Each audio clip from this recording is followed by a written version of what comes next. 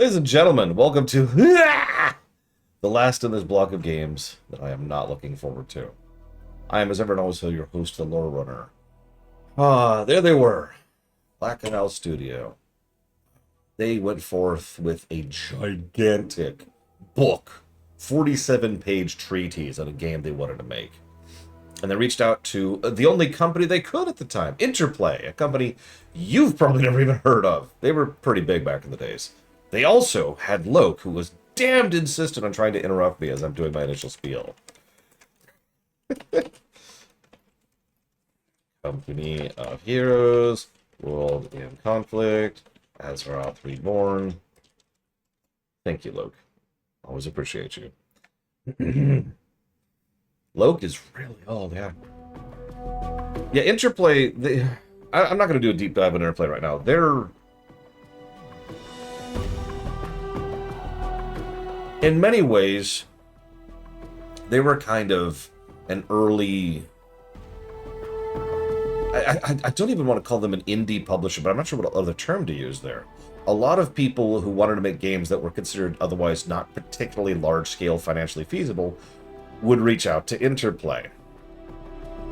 And yes, Interplay published Fallout. Black Isle, the people who made this game, made Fallout 2. But we'll get to that in just a second. So they went out to this, they went out to them and said, hey, can we make this game? And it was set based on Planescape, which was a pre-existing setting, obviously, by Colin McComb, among other people, who actually ended up working on this game, as it happens.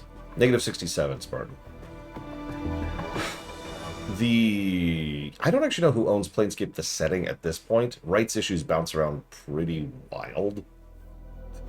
like a lot, especially amongst those. There's a whole story about that, which I could go into, which I'm not going to because it's not relevant here. Moving on.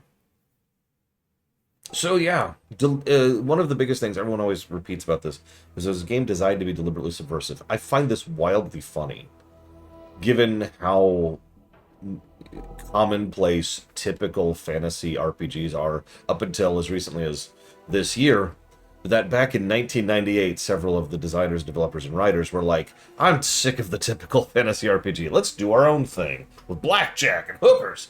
And that's Planescape Torment, although not really the blackjack. Although, deliberate subversive, so they didn't want, like, going out and fighting rats. They didn't want your typical sword and board adventure. In fact, there's actually only 3 swords in the entire game. One of which, good luck on getting that.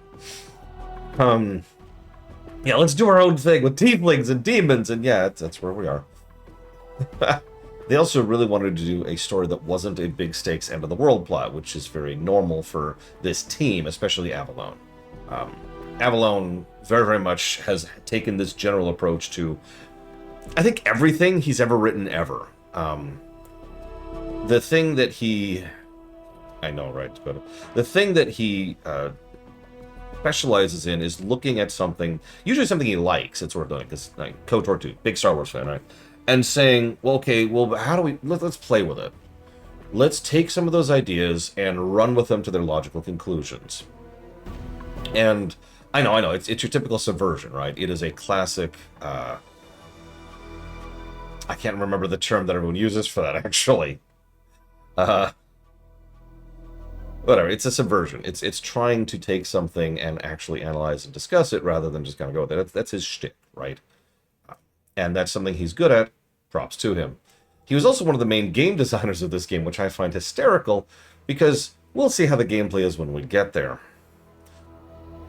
Also, deconstruction. Thank you, Damashi. This is also being developed alongside Fallout 2. And let me just say that just knowing that fact from a zoomed-up perspective makes a lot of sense, because this game and Fallout 2 share a lot of DNA. And, I mean, most of these people worked on both games. Of course they did. And again, they worked on both games at the same time. There was also a couple other little weird things. Like, for example, the Infinity Engine, obviously, was out here. It was developed for Baldur's Gate 1. But because of how development cycles work, they had started working this game before Baldur's Gate 1 came out. Which means nobody was really sure what to do with the engine or how to do it while working on this game. And I mention that because everybody knows that this game knows that it's actually pretty freaking buggy. Now, I do not know how many of those bugs were patched in this version of the game we're playing, which is the Enhanced Edition.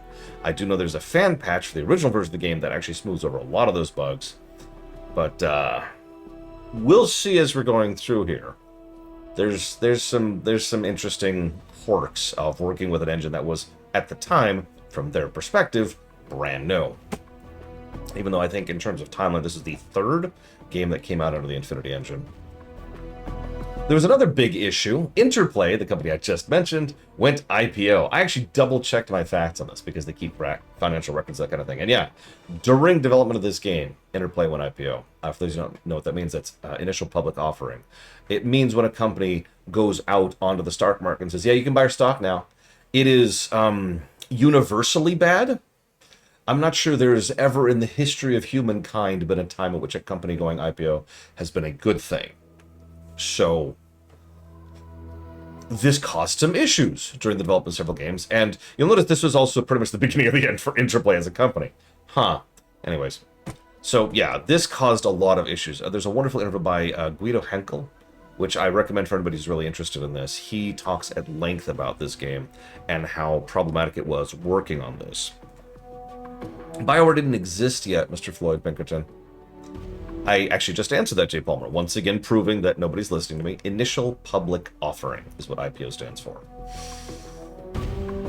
Mr. Henkel was the producer of this project, and according to him, there's some inconsistencies here, and there's some people who disagree with each other, but according to him, he was one of those people who was very much in the office producer. He was a frontline producer, is actually what we call that.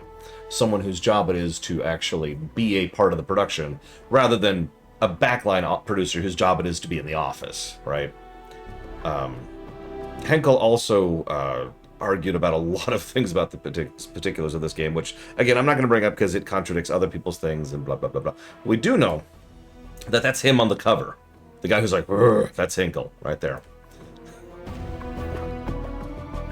Fun little side note, just for curiosity's sake. You remember how we covered Gothic recently? One of the things I mentioned recently...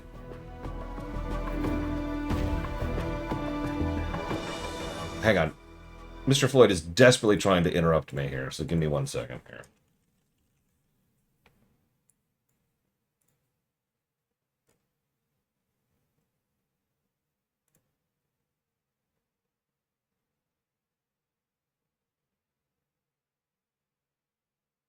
Hang on.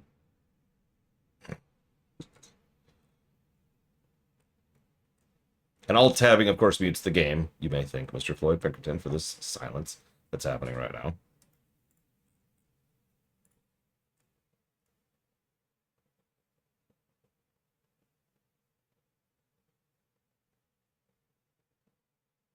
Nope, yep, all my facts are correct. So Mr. Floyd Pinkerton insists that BioWare was founded in 1995, which is actually correct, and this game was his Infinity engine, which is a BioWare engine. Yes. BioWare, Baldur's Gate 1 came out a full year after this game started development, which is what I talked about earlier about the Infinity engine being something that was untested. Baldur's Gate 2 came out a couple years after this game came out. And yeah, then there was the whole thing with Throne of Ball, which kind of drifted into Neverwinter Nights, which I'll talk about whenever we cover Neverwinter Nights.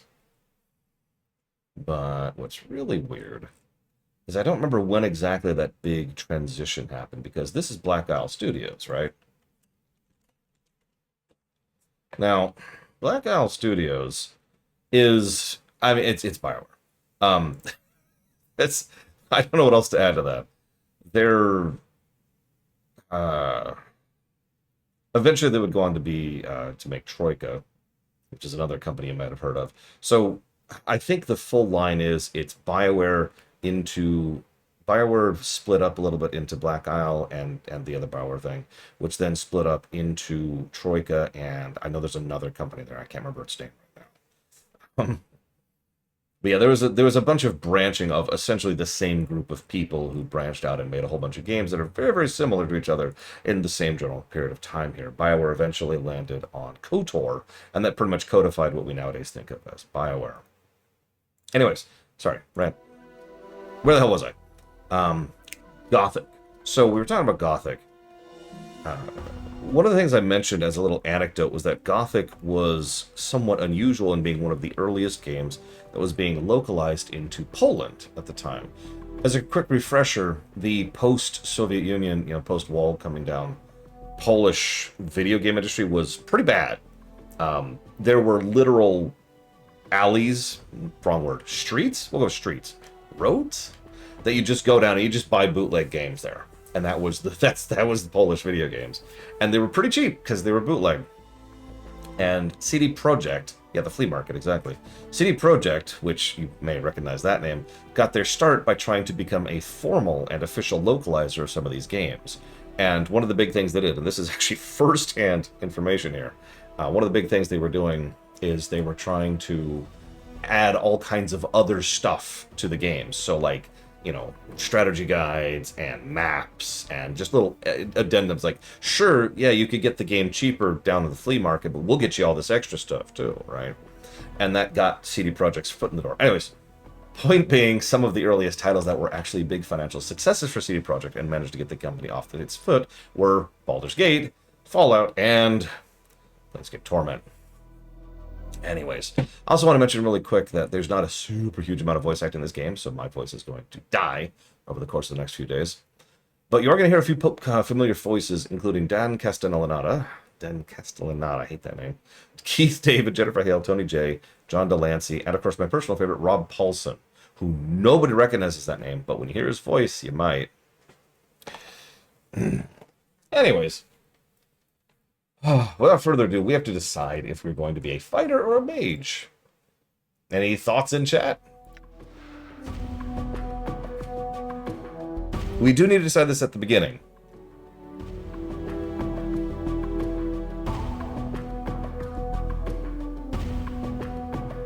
That is a good question, Benwana.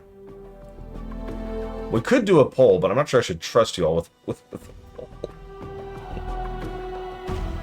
Oh, and I do want to say shoutouts and thank you to, in no particular order, Croatia, Cycloud, David Wilder, David Zelenak, Ivo Iliani, Goldtech, Guido for Life, E-Tree, Jesse's Mask, Jesse Ward, Catabo, Mr. Red, Overseer USA, Prika, Renegade Devi, Retro Justice, Starbreeze Twitch, Voice of Authorita, Zlartek, Epic, Jinja Ninja, Verthus, Dark Day, one of the people who put this game on the list, and is a majority shareholder, Loner, and everyone else who's a majority shareholder. And there's actually quite a few, including Andreas Grabig, Kira White Noise, Cloden, and Savacom. Thank you, all of you, very, very much. So what's the difference between Mage and Fighter? So yeah, this is AD&D, aka what most people nowadays refer to as 2nd edition. So we've got THAC0, and we've got 18/88 as stat. I'll actually show that off really quick. Check it out. There you go. See, 18/30 is my strength there. Anyways. Oh yeah, Obsidian. I can't believe I didn't think about that. Obsidian's the other game that came out of BioWare. Duh. God, I'm so stupid. Sorry. BioWare, Black Isle, Troika, Obsidian. There. That's the branch. Anyways.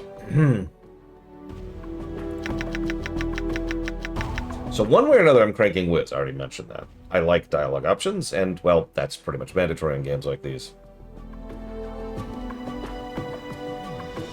Admit I'm not what you'd call a huge fan of THAC0. I have said for years, it's just completely counterintuitive, and I stand by that. I have never changed that opinion. Some people think, oh, it's too confusing, and then some people make fun of that. But honestly, I just think it's counterintuitive. It's a very weird way to do armor. Whereas armor class is pretty simple and intuitive. Actually, yeah. Says. Can I change appearance? No. 2-hit armor class 0, I believe, is what THAC0 stands for. I'd tell you how exactly to calculate it, but honestly, I don't remember. All I remember is lower THAC0 is better.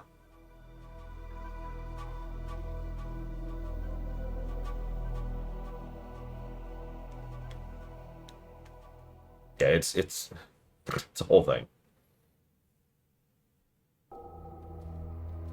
So I'm saying mage. We're gonna go that route. Let's go ahead and let's just see how high we can get wisdom here really quick.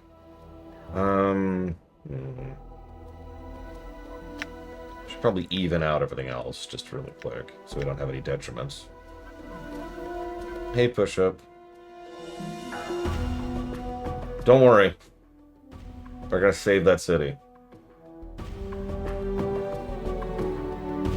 Yeah, it's kind of what I was debating doing. I guess, hang on. Can I afford that? No, I'm gonna have to... I'll lose out on Dex. I don't need Dex. And then... Well, yeah, okay. We'll min-max it a little bit. That's it where it is. Wisdom, int, and charisma. Kind of. So... We'll talk about it. Combat is so optional in this game that it's kind of different from whatever you're picturing. There's a reason why, of all of the games that are spiritual successors to Planescape Torment, the one most people point to as the spiritual successor to this game is Disco Elysium, a game that had no combat.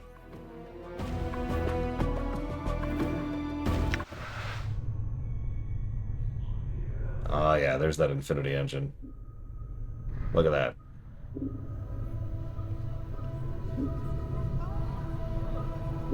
Hey, Chief. You okay? You playing corpse or you putting the blinds on the dusties?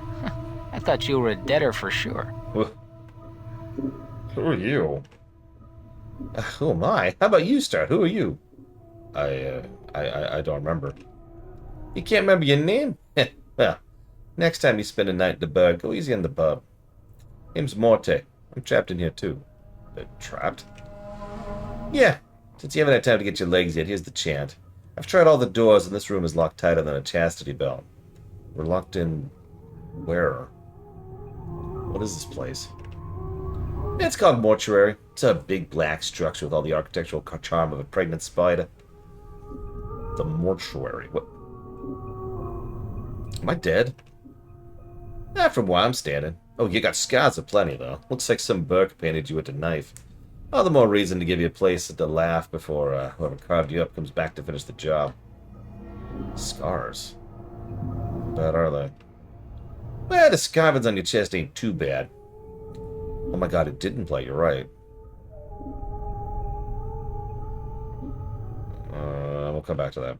But the ones on your back... So it looks like you got a whole tattoo gallery on your back. Spells out something. Tattoos on my back? What's it say? Looks like you came with directions. Let's see. I know you feel like you've been drinking a few kegs of stick, Swash, but you need to center yourself. Among your possessions is a journal that'll shed some light on the dark of the matter. Farrod can fill you in on the rest of the chant, if he's not in the dead book already. Farrod? Does it say anything else? Yeah, there's a bit more. Let's see, it goes on here. Don't lose the journal or we'll be up the sticks again. And whatever you do, do not tell anyone who you are or what happens to you, or they'll put you on a quick pilgrimage to the crematorium. Do what I tell you. Read the journal, find Farrod. There's just a damn novel written there. As for that journal I'm supposed to have with me, was there one with me when I was lying here? No, you were stripped to the skins when you arrived here. Besides, looks like you got enough of a journal pinned on your body. What about Farrod? Do you know him? Nobody I know. But then again, I don't know many people. Still, some Burke's gotta know where to find Farrod. Once we get out of here, that is. How do we get out of here? Well, the doors are locked, so you need the key. Chances are one of the walking corpses in the room has it. In corpses? Yeah, mortuary keepers use dead bodies as cheap labor. Corpses are dumb as stone, but they're harmless. They won't attack you unless you attack first. Is there some other way? I don't want to kill them just for a key. Well, you think it's gonna hurt their feelings? They're dead. But if you want a bright side to this, if you kill them, at least they'll have a rest before the keepers raise them up to work again. Oh. I'll take one of them down and get the key. Yeah, before you do that, arm yourself first. I think there's a scalpel on one of the shelves around here. Narrator note. Search the shelves in the room for a weapon to attack the zombies with. When you find one, go to the inventory screen and arm yourself. If you wish to examine things, right-click them on the inventory screen. Also, this game is going to suck to play. Abandon all hope, ye who enter here. Oh, one last thing. Those corpses are slow as molasses, but getting punched one of them is kissed by a batarang. They start getting an edge on you. Remember, you can run. They can't. Use it to keep some distance. To run, you toggle. Yeah, okay, thanks. Oh, Jesus Christ, this interface. Oh my god. Okay, okay. Okay, I can do it. I can do it.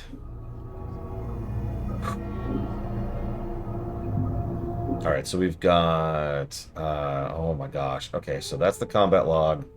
That's quick loot. Where's formation? Okay, formations is over there. There's stop. Yep, I see stop. There's select all. Oh my god, this interface. Oh my god, this interface. Okay, hold on.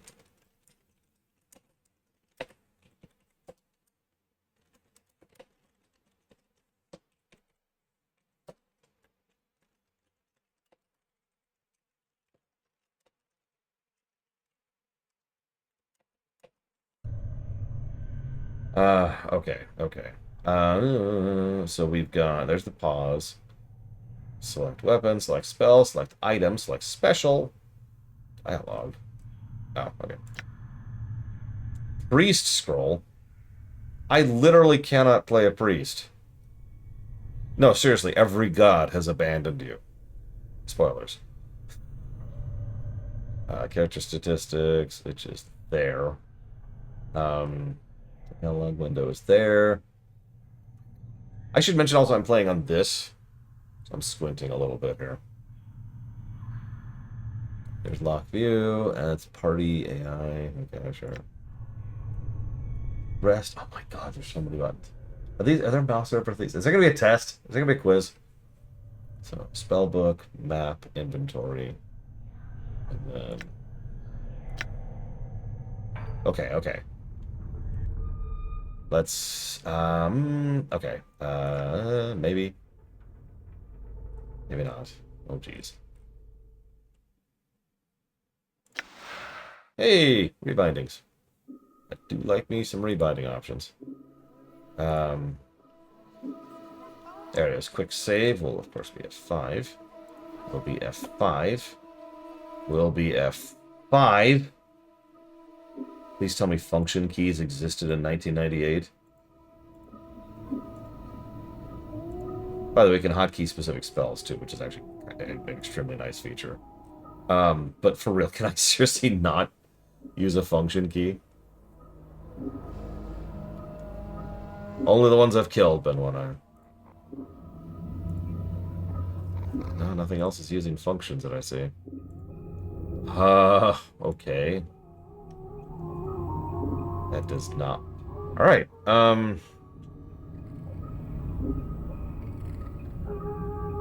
okay. I guess I'm just gonna get used to that. There's quick load. There's quick load.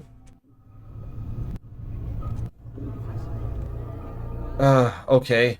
Oh, God. Oh, Jesus Christ. Alright, hang on. What's our alignment? True neutral. Yeah, that makes sense. We're currently a fighter. Wait, why am I a fighter? I guess it doesn't matter. Why am I a fighter? Did I select fighter on accident? Hang on.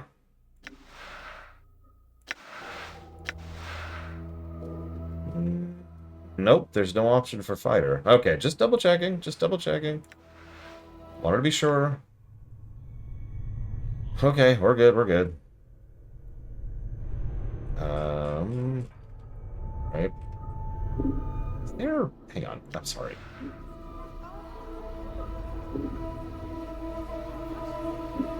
It does not appear to be. Fun fact, this soundtrack was written in under 6 months. They were very, and I want to stress this for a moment, very late in production. When one of the producers, we don't know whom, nobody will fess up to it, said, "Hey, I don't like this music. We need to get rid of this here music." So they canned it. 6 months before they were going gold.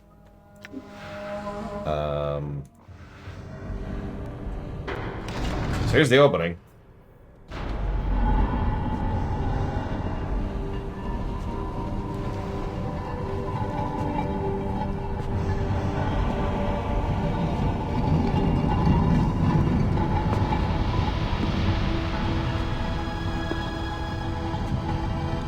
I mean, it's an Infinity Engine game. Everything's going to be made of clay. That's the era.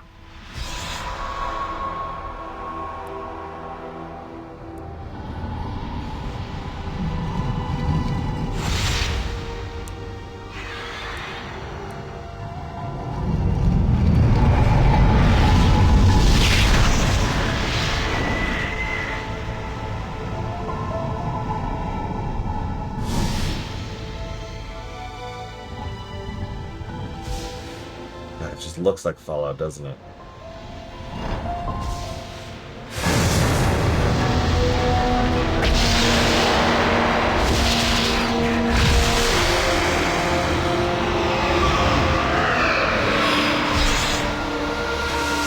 Look, I didn't do that, okay? Or that.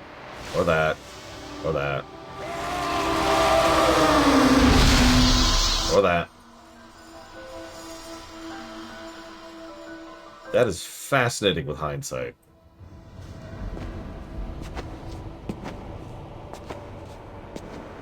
What's funny is this isn't intended to be a particularly horrifying game. It is intended to be very weird. If you like weird, here we are.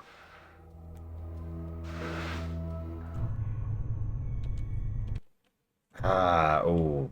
There we go. Okay, there's my camera. Found camera. Okay. Sorry, I kept trying to WASD to camera and it wasn't doing anything, obviously. So let's go ahead and grab that scalpel. I'm gone. Just me. Done. Scalpel. I mean, I'll take all of that. What's that? What's any of this stuff? Oh god.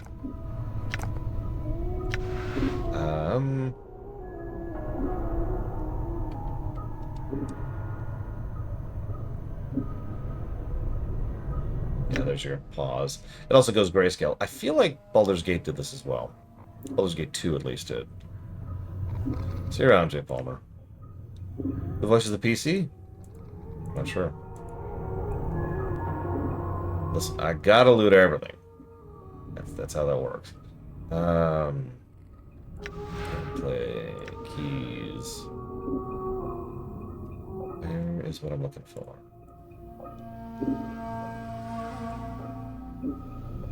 Is there no highlight?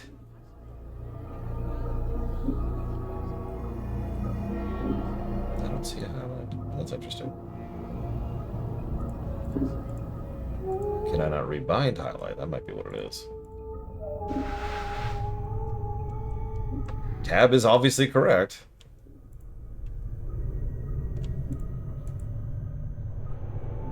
Okay, hold on. Can I do this manually? Oh, I can. Okay, hang on. Give me a second. Sorry. Playing on a postage stamp was already hurting my eyes. Give me a moment here. This is how I move the camera. Okay, hang on. I have to manually drag the window. Give me a second. I'm trying to basically emulate 4x3 using the image as a guide. There we go. Which means I now have to reset this. One moment, please. Thank you for your patience. The Hyperion thanks you for your patience. There we go. That's a little better. I know it doesn't look any different to you, but to me, that's about double the size and much easier in my eyes. Okay. Log. That doesn't work. I know there is a log. I assume there's a log. I shouldn't say that so definitively.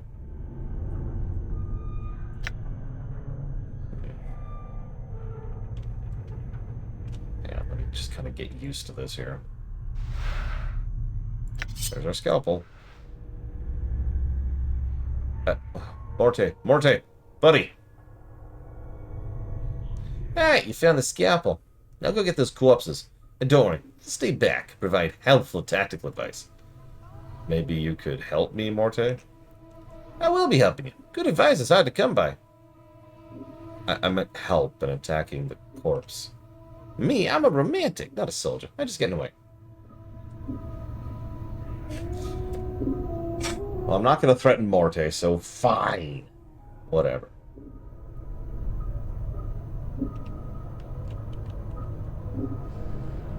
Hang on, let me make sure I'm actually using the right weapon. Which is definitely something I know. Here we go. There we go. Hey, look, I have an eyeball. Don't want to part with that. I mean, I could. I'm actually amused it won't let me rip it out yet. I mean, I shouldn't say that. I don't remember if there's a way around this. Okay. Well, let's go attack, I guess.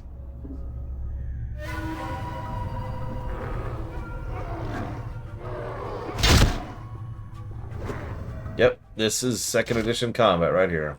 Savor it. Oh my god, that is literally the same sound effect from Diablo 2. That's funny. Did he seriously not drop the... So I gotta kill a second person? Jesus. Fine. Savor it. Savor it. Wait, you can talk to the zombies? Okay. Hey, sorry about, like, killing your other two buddies. You wanna chat? This corpse stops and stares blankly at you as you approach. The number 782 is carved into his forehead, and his lips have been stitched closed. The faint smell of formaldehyde emanates from the body. I'm looking for a key. Do you happen to have one? Corpse makes no response. Alright. Let's just search him. The corpse looks like the one with the key. Ooh! It's holding it tightly in its left hand, its thumb and forefinger locked in a death grip. It looks like you have to hack the corpse's hand off. Listen, I need that key, corpse.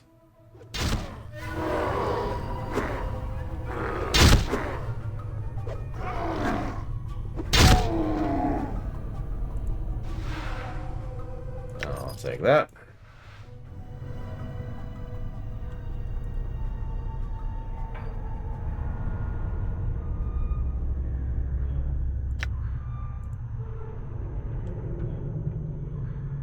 Oh yeah, this is before you must gather your party. Which is actually a bug, believe it or not.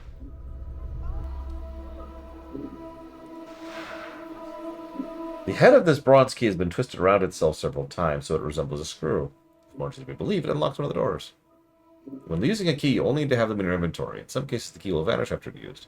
This is done when the key no longer is needed. Ah, Resident Evil 1 rules. Excellent. Bandages. You'll heal a character for 3 points. They're stackable. Woo! Let's get here. I have the key.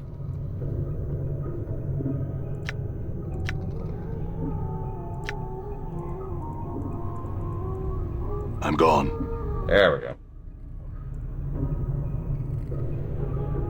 Hi. I didn't kill anybody zombies. Submit voice, Chief. Keep it quiet from here on. No need to put more corpses in the dead book than necessary. Especially the Fems. Plus, killing them might draw the caretakers. I don't think you mentioned... Who are the caretakers? They call themselves Dustmen. You can't miss them. They have an obsession with black and rigor mortis in the face. They're an adult bunch of ghoulish death worshippers. They believe everybody should die. Sooner better than later. Hold on, I'm confused. Why do the Dustmen care if I escape? Weren't you listening? I said the Dusties believe everybody's gotta die. Sooner better than later. You think the corpses you've seen are happier in the dead book than out of it? Right. Why do you want me to not kill any female corpses? Well, you serious? Look, Chief, the dead chits are the last chance for a couple of hardy bashes like us. We need to be chivalrous. No hacking them up for keys, no lop their limbs off, things like that. Last chance? What are you talking about? Chief, they're dead. We're dead. See where I'm going? Eh? You can't be serious. Chief, we got an opening line with those limpid ladies. We're all died at least once, so we'll have something to talk about. They'll appreciate men with our kind of death experience. Hold on, didn't you say before I'm not dead? Well, alright, you might not be dead, but I am. And from where I'm standing, I wouldn't mind sharing a coffin with some of these fine sinewy cadavers, yeah? He starts clacking his teeth as if in anticipation. Of course, the caretakers would have to part with him first. That's not likely. I'm sorry, where did all these corpses come from? Death visits the plane every day, Chief. He shambles all that's left of the poor sods who sold their bodies to the caretakers after death. Right. I'm gonna go. Look, Chief, it's obvious you're still a little addled after your kiss with death, so 2 bits of advice. 1, if you got questions, ask me, alright? Okay. 2nd, if you're half as forgetful as you seem to be, start writing stuff down. Whenever you come across something that might be important, jot it down. If I had a journal I was supposed to have with me, I would do that. Let's start a new one then, Chief. No loss. There's plenty of parchment and ink around here to last you. Alright, couldn't hurt. I'll make a new one then. I use it to keep track of your movements. If you ever start to get cloudy on important things like who you are, or more importantly, who I am, use it to refresh your memory. Updated my journal. My journal has been updated. Brilliant dark. I must find Farad.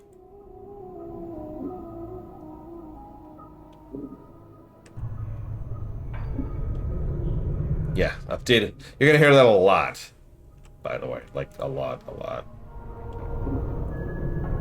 You know, there is one thing more than anything else I hate about the Infinity Engine. It's the fog of war. I always loved it when I'd enter a town area and there was no fog of war and I could just see where I'm frickin' going.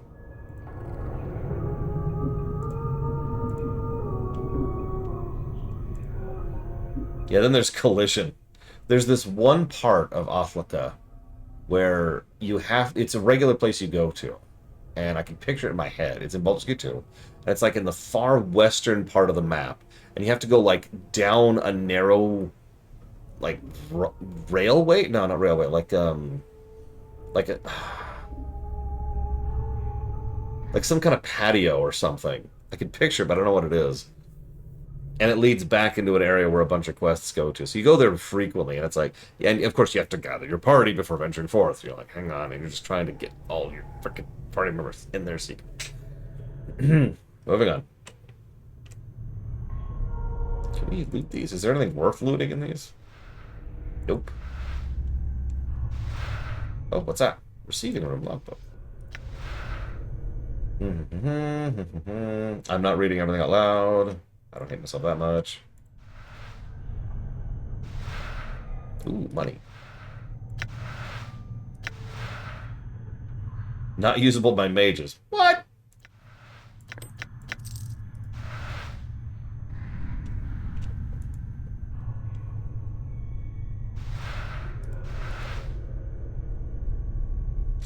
I love the idea that brass knuckles are not usable by mages. Come on. Oh, hello.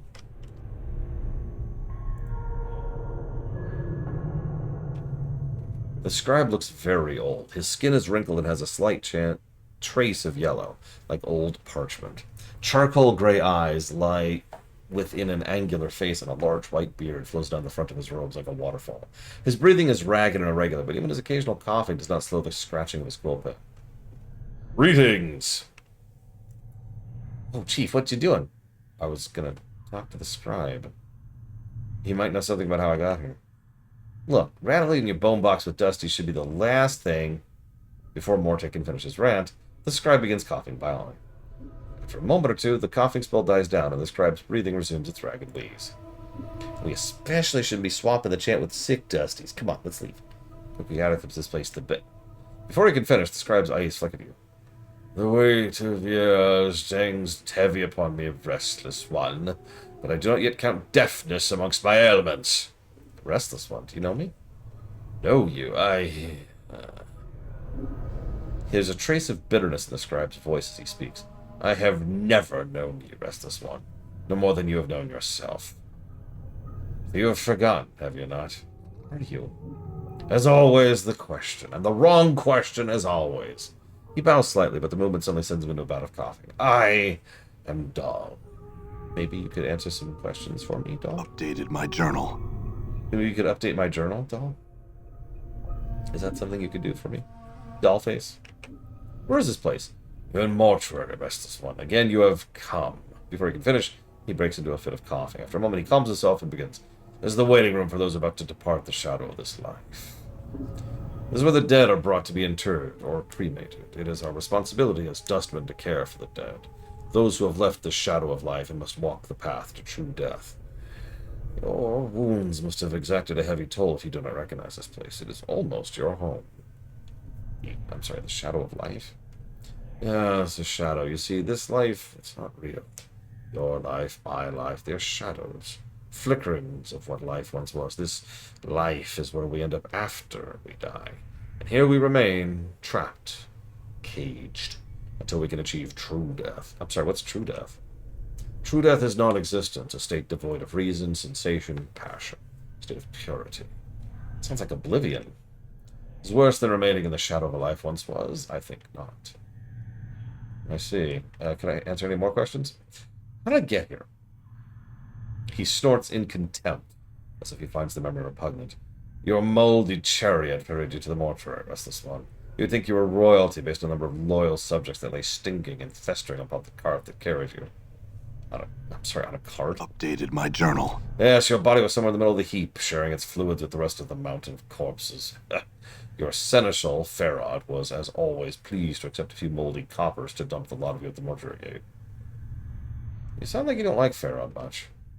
There's some I respect, restless one. Farod is not one of them. He wears his ill repute like a badge of honor. Takes liberties with the possessions of the dead. He is a knight of the post, cross-trading filth of the lowest sort. Knight of the post? A thief. All Farod brings to our walls comes stripped of little less of their dignity than they possessed in life. Farod takes whatever he may pry from their stiffening fingers. Did he take anything from me?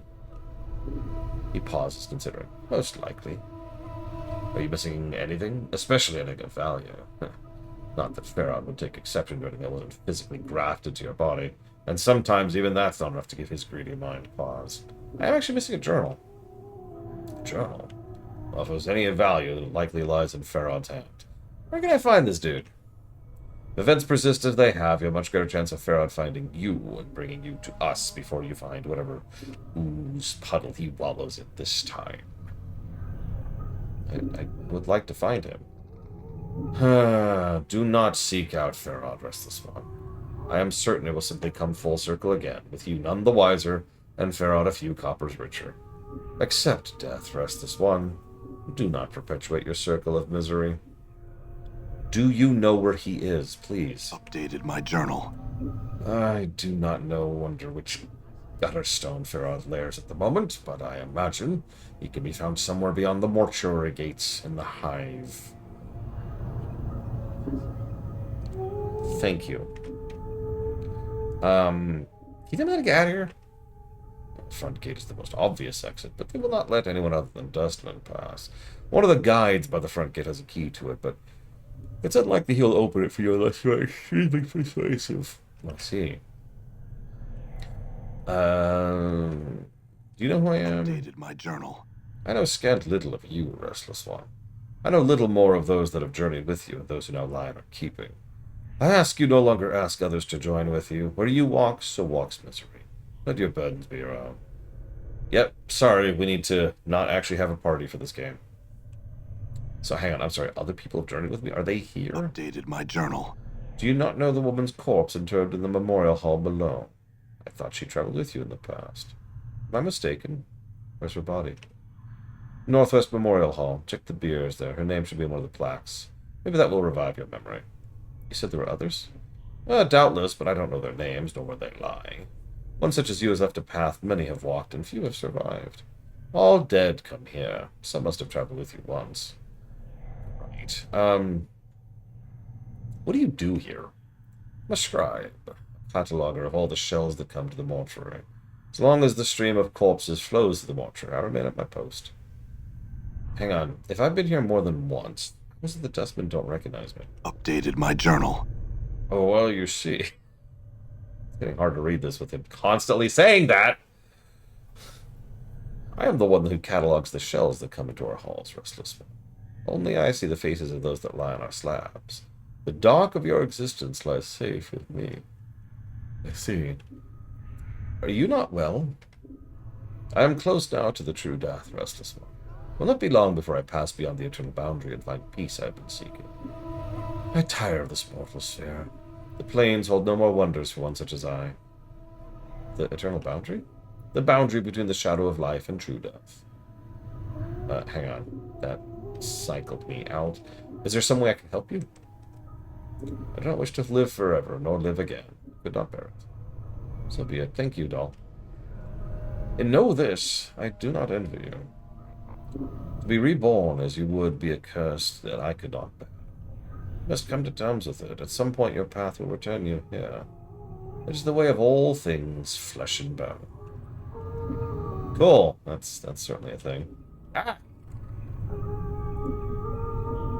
Right, just for you, Crazinors. I will talk to people and not read it out loud. Okay, I'm going to take a note. The note has mingled with the ichor in the zombie's mouth.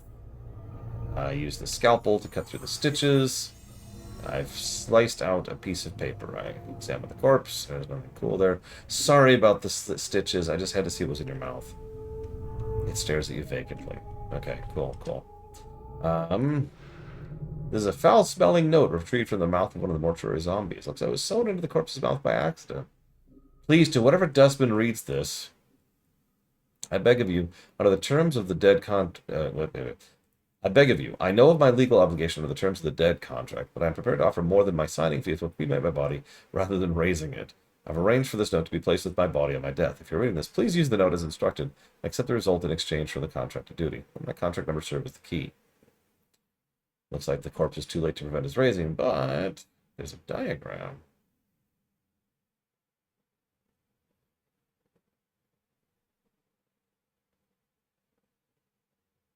Okay, sure. Use.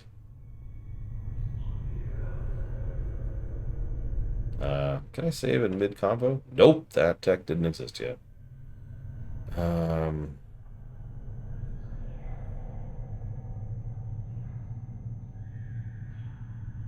Okay, 1 mark in the upper right, 2 marks in the lower right, 3 marks lower left, no marks upper left. Okay.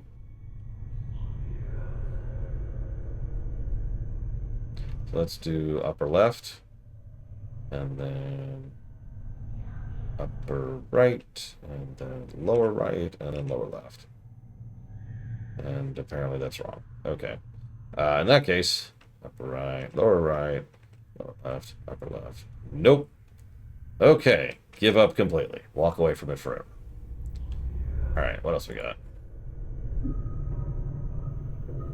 396. Slips are stitched closed. It's got bandages. Mind if I borrow those? Cool. Thanks. Corpse doesn't even notice. Cool. Thanks, bud. I myself have said that multiple times. This game, or this is rather, there's been okay. To repeat myself, forgive me for those of you who are hearing me say this for the second time in 40 minutes, but a lot of games have tried to be spiritual successors to this game, and in my opinion, the only one that succeeded was Disco Elysium. Let's see, blah, blah, blah, blah, blah. You've seen better days. Okay, goodbye. See the way she was looking at me? Huh? You see that? The way she was following the curve of my occipital bone? You mean the blank-eyed beyond the grave stare? Oh, you blind? She was scouting me out. It was shameless the way she wanted me.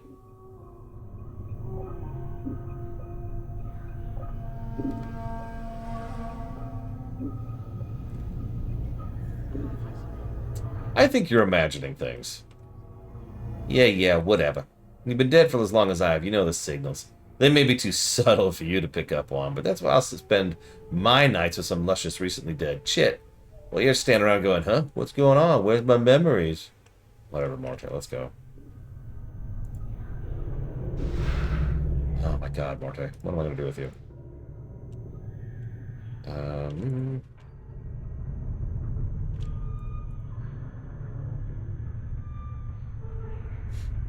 Anything interesting going on? For some reason, these corpses don't seem inclined to chat with me. It's very strange.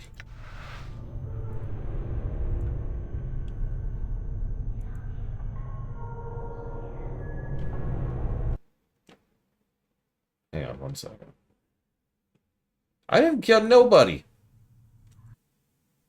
I'm innocent. I was in the other side of town at the time. Yeah, that's it.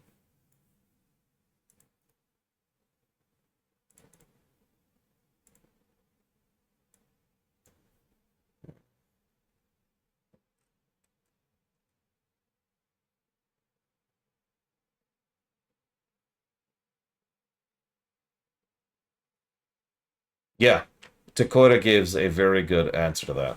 So, one of the most... There's two games that usually are listed as the spiritual successors to this game, and I disagree with both. One is Torment, Tides of Numenera, a game I've actually played. In fact, I did a video on it. A game that was really, really boring. It failed miserably on the narrative axis and had no idea how to design gameplay that didn't involve nothing, really. Like, it just did not understand that you can actually have gameplay in this kind of a branching narrative. Again, branching narrative by definition is gameplay. It is player choice. It is you doing something to choose through it. When you read a choose your own adventure book, you deciding what decision to make at each thing and then moving to that page, that's the gameplay of that book. Tides of Numenera just failed on that aspect miserably. The other one is Pillars of Eternity 1, a game I am not very fond of because while it has some interesting stuff in the narrative axis, once again, it's just a bog standard Baldur's Gate clone with worse trash encounters and worse power progression curves. He's just saying hi, BB Goodfate. What's the issue? Disco Elysium is a legitimately branching text game where you actually have stats, they actually matter, and you actually, yeah, I've seen that a lot, Crazy Horse. There's reason those two are the ones that come up all the time. Actual stats that actually matter and actual legitimately branching narrative, which can fundamentally change your path through the game. Very carefully, PB Goodfate. Very, it's a talent, really.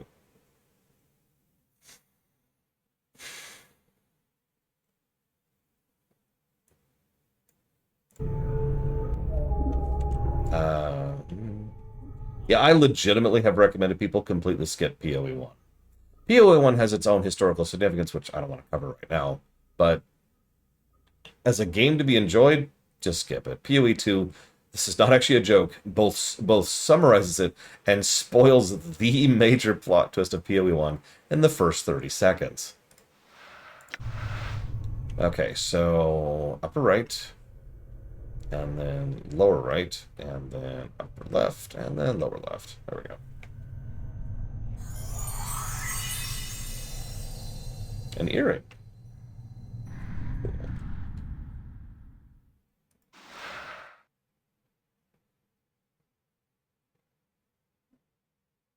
Needs to be identified. I would like to give up on identifying that. But what am I being harsh about?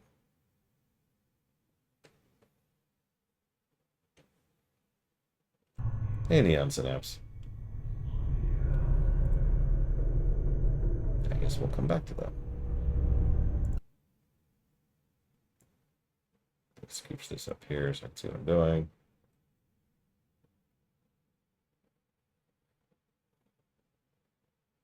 Wow, I already have the choice to go ahead and murder that guy in order to steal his stuff. It'd give me +1 lore.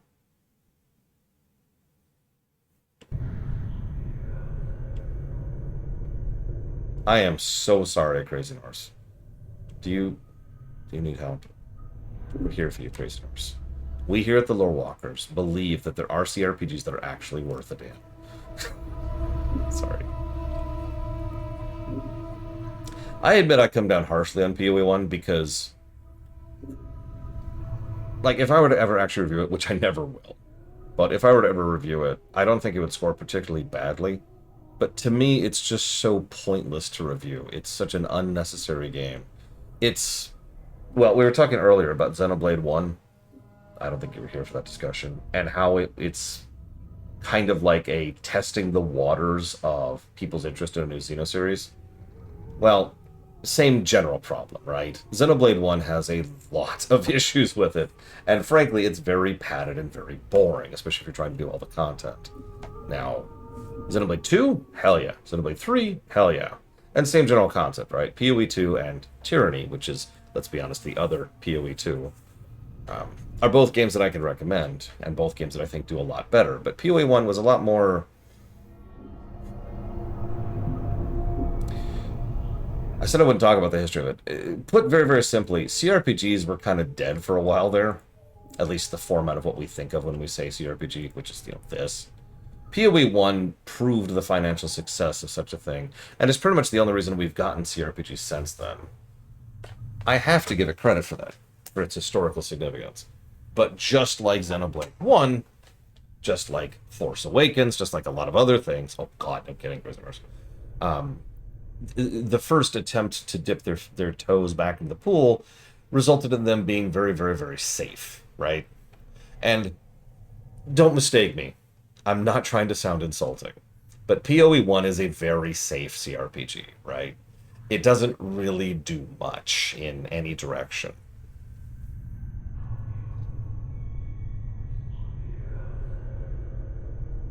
If you asked me to define a CRPG, I would PoE 1 is like right there, right in the middle.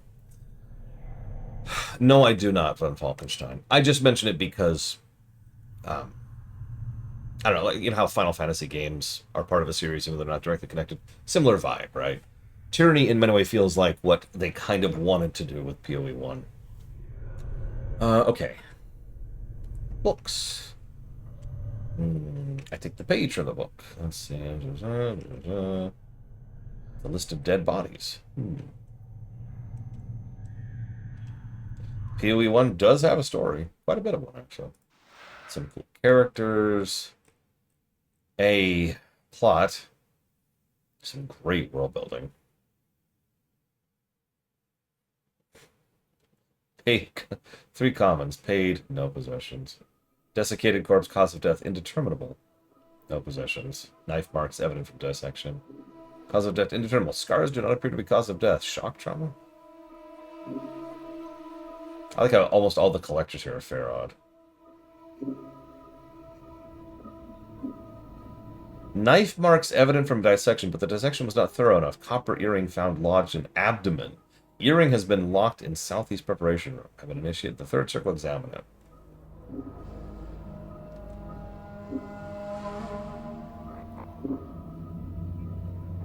Interesting. Yeah, I do agree with Von Falkenstein completely. The world of PoE 1, a world that's been continued in PoE 2 and Avowed, it's worth noting, is way more interesting than the game itself. You know what? I'm going to amend my statement. If you really want to play PoE 1, just cheat your face off. Just go and then smash through the game. Enjoy it at your own pace. How do I save normal? Oh! Oh! Multiple quick save slots. Oh, oh, oh! Oh, really? Hang on, hang on. What happens if I save again? Is there just the 4? You save like 5 more times. Just testing here. Yep, okay, so we get 4 save slots. Okay. That's not as good as I thought, but that's still good. It's still good.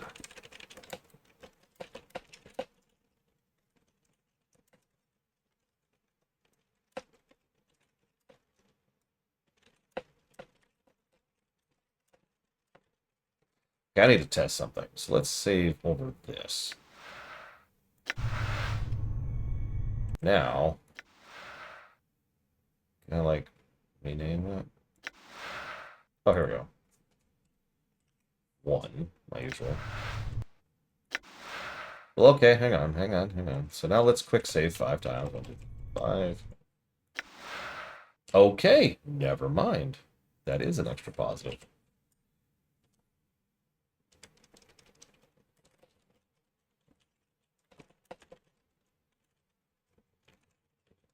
This is more like, I believe this is my third total playthrough. Although I've never played the Enhanced Edition before.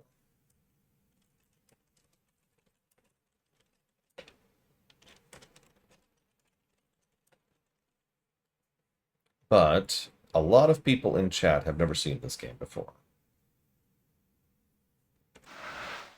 I guess you can say we have a mortuary on... No, that's a really dumb... Sorry, I'm trying to go for like the most dad joke I can. Don't spoil.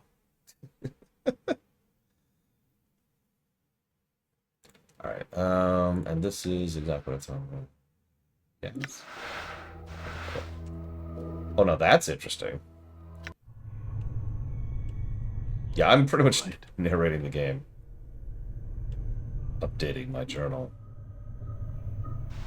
I've never done a lore run of this, but I have done a room on this. I'm pretty sure. Can someone verify that for me? Don't you get dizzy with your eyeballs facing like that? Okay. I feel like I missed something. Yeah, the room is spoilery as hell for anybody who wants to seek that out, so just as a heads up.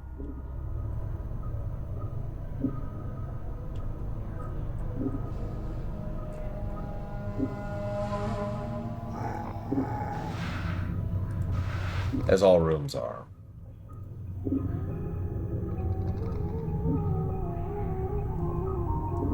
I help him balance out. There's a crack from the corpse's left leg and the body falls like a dead tree. Whoops. Its torso strikes the stone flagstones and shatters like a rotten melon. Filth and ichor gurgling from the cavity. To your surprise, no one seems to have noticed the body's collapse. Even stranger, the left leg remains standing where the body was, as if at attention. After a moment, the leg falls over with a wet thump.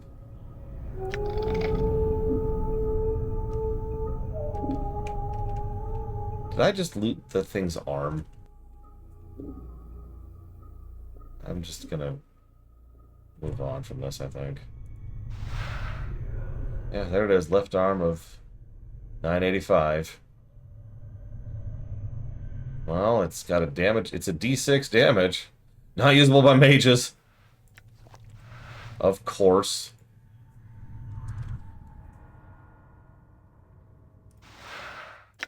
That's better than what I got, so sure. Thank God I didn't have to rip my own weapon off, or arm off.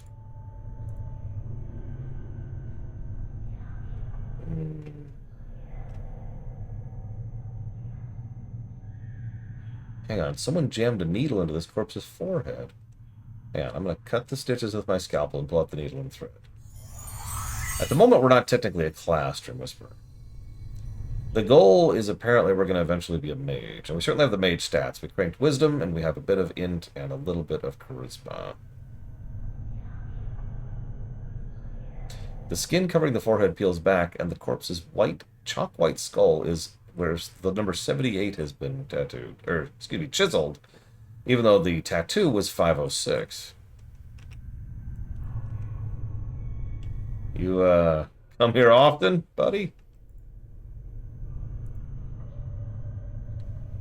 You see a young woman with pale features, the sunken flesh on her cheeks and neck make it appear as if she's starving.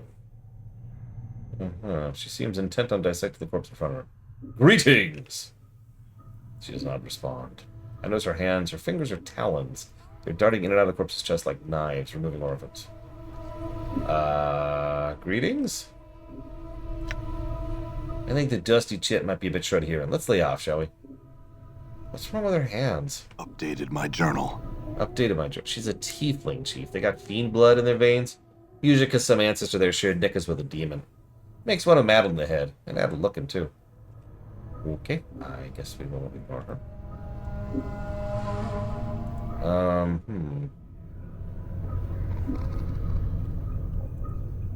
Nope, wrong way. We'll leave her be for now. What's up? Oh, boss. Hey, Kemek.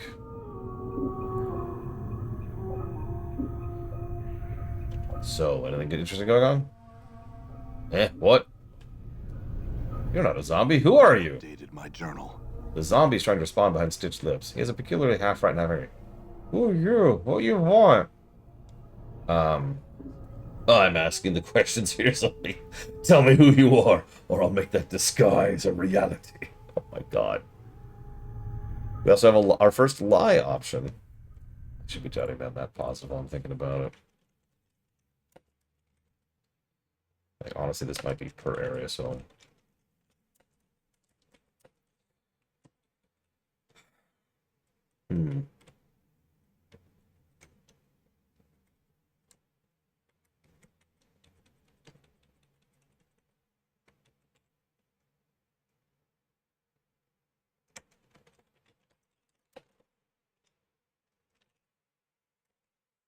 Sorry, jotting down thoughts before I lose them.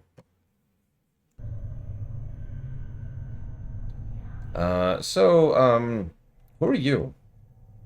The zombie doesn't seem to have heard you. He looks up and down. What you do here? You spy on Dusties?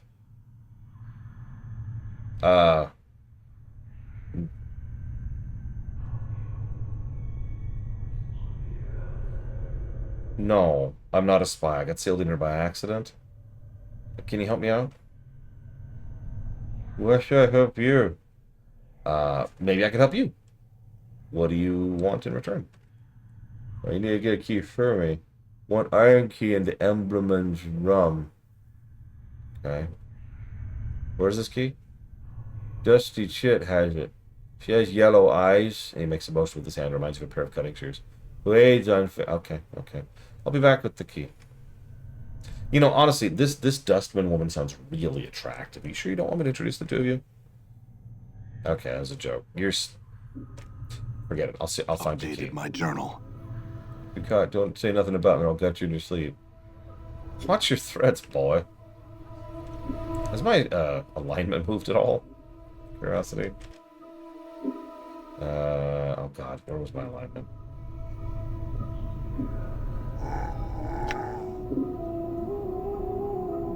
Nope, still true neutral. Okay, let's just check. I'm gone.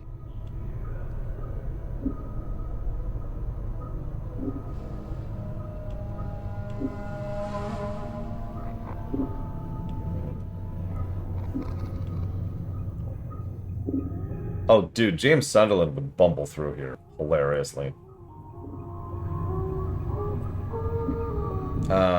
So I really need to get her attention. The woman jumps and whips to face you. Her eyes are rotting yellow, with yellow, small orange dots for pupils. As you see her expression changes from surprise to irritation. Greetings. She doesn't seem to hurt you. She leans forward, squinting as if she can't make you out. Whatever's wrong with her eyes must make her terribly nearsighted. You. She clacks her taloned fingers together, makes strange motions with it. Fine thread and embalming juice. Bring here to event. Go, go, go. Okay. Updated my journal. Well, let me update my journal really quick.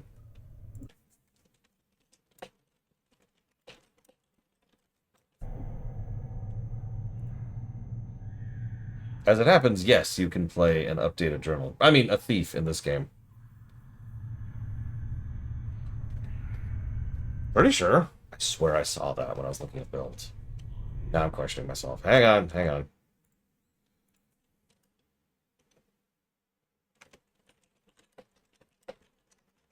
Rogue doesn't exist. Not here. Here we go. Classes.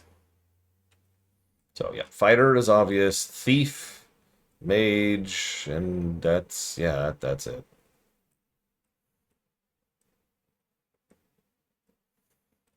What's funny is both fighter and thief don't really have a reason to level past 13 in this game. What's the level cap, are you saying? 127.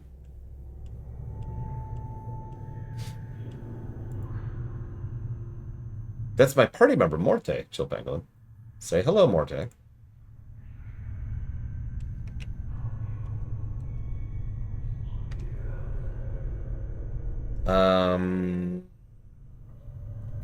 How'd you get to look like that?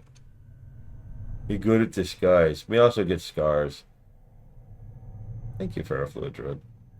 Me wear lots of embalming fluid. Me make good zombie. He giggles through stitched lips and taps his head. Dusty stupid. Yeah. Yeah, Dad is stupid one's alright. The practical level cap is around 40. You're very likely to hit, like, to not go past 40 in this game. You gotta work at it. That's pretty good. Could you disguise me as a zombie? Need a jar of embalming fluid. Right. So you don't have embalming fluid either, huh? Okay, well, let's zoom out a little. Where are we?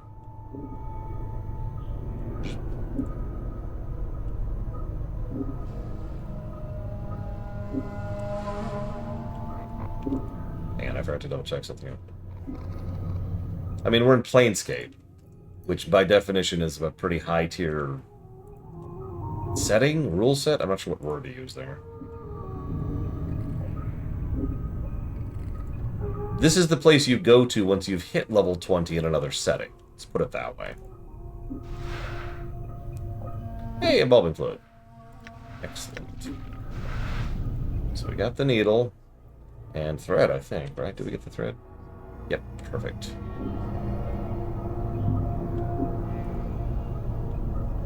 Yeah, one of the things I didn't really mention earlier, I call this second edition, but there actually is no such thing as second edition. Not really. There's not even such a thing as AD&D, really.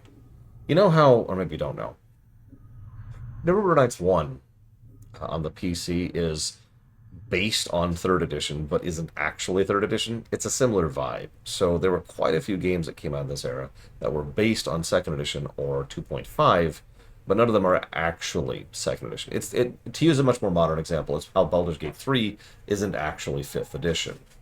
It is interpreted from 5th edition. Same concept.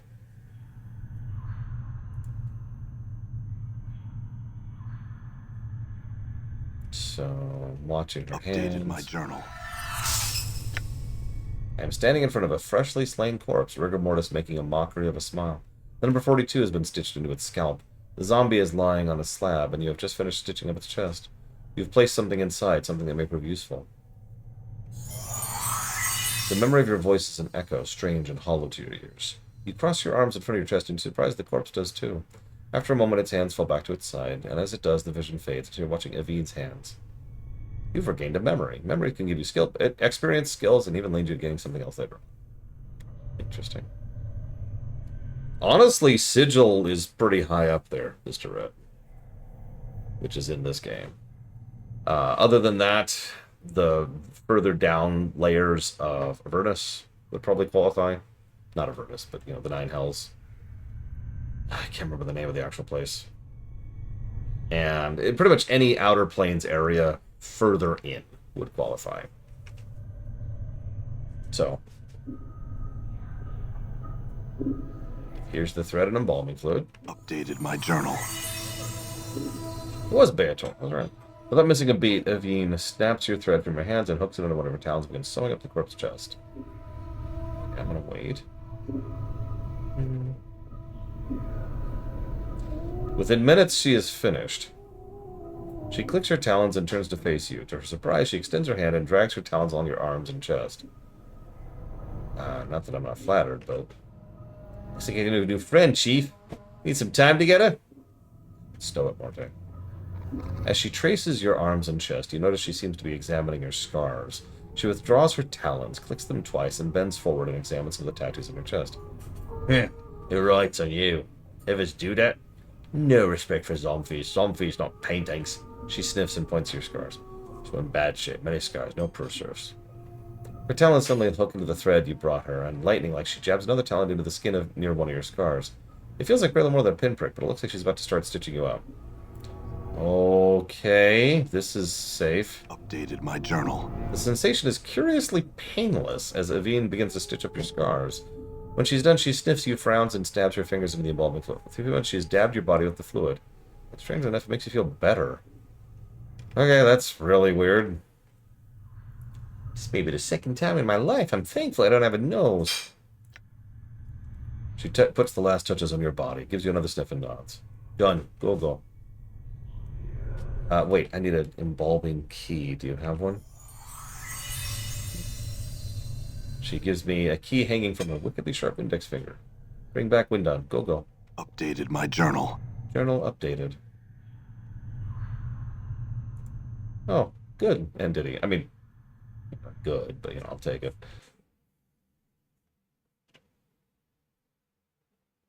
Hey, I have 1 additional health now. Woo! Am I out yet? No.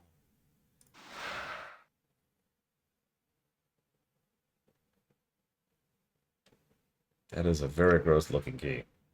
That's okay. I'll just hold on to that. How am I already carrying 6 pounds of stuff? What is taking up that much weight? Oh my god, it's the frickin' book.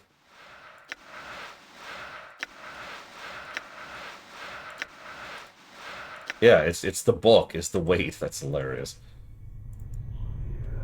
I mean, I've been to school. I remember what it's like carrying that backpack that's bursting to the seams with books. I remember the back pain.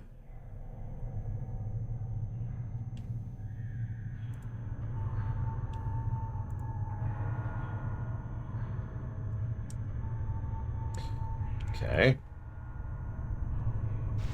Anything here? Anything here? More embalming fluid. Sure, why not?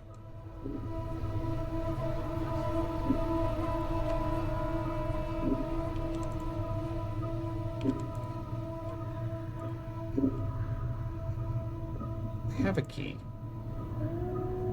Of course. No, I never even used my locker. Literally never used my locker, which is pointless. Let's see our pathfinding is, shall we?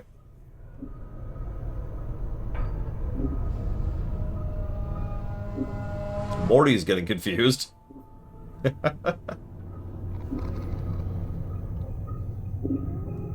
Damn it, Morty. Stop putting women's skulls in my backpack.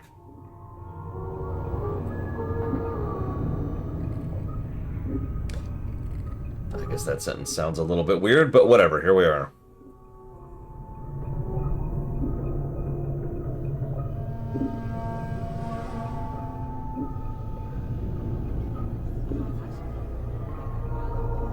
Not too shabby. Morte took a second, but we got here. Nice.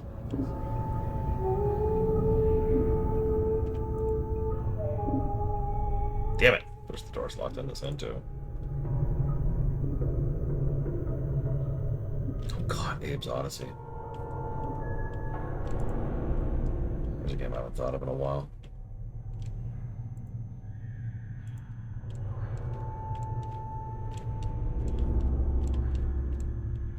Oh, back over here.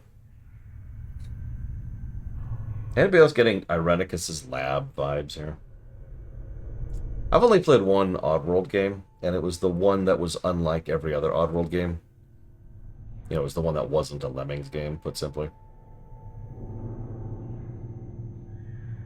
That was a trip. It was fun for what it was, but I'm going to be honest, it didn't have too much of an impact on me. If you don't know who Irenicus is, don't worry about it, Tsar.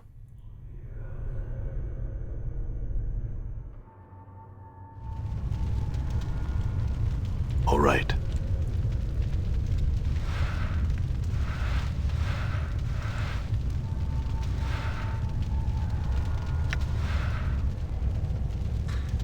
Interesting.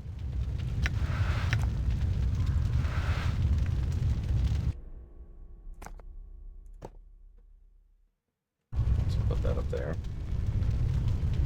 Up here we have skeleton workers.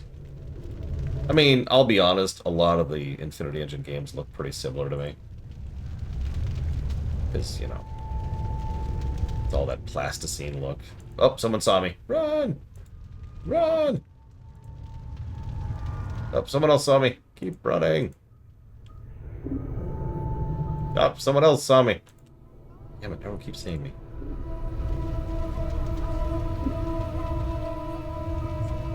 I have to go deal with something real quick. I do apologize. Be back in like 2 minutes.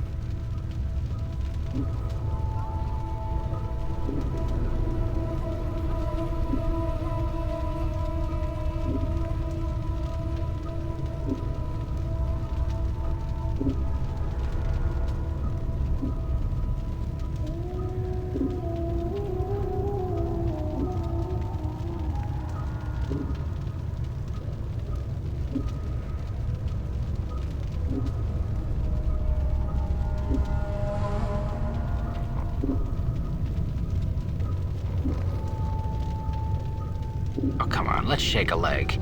Well, I mean, you shake a leg.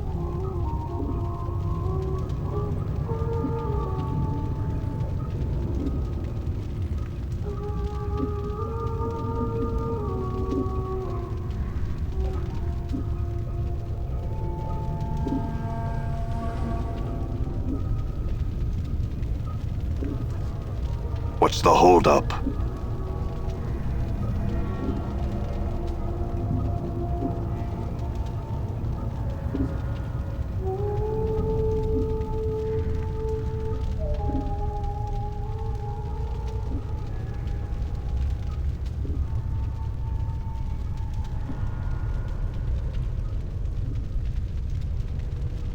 Oh, come on, let's shake a leg. Well, I mean, you shake a leg.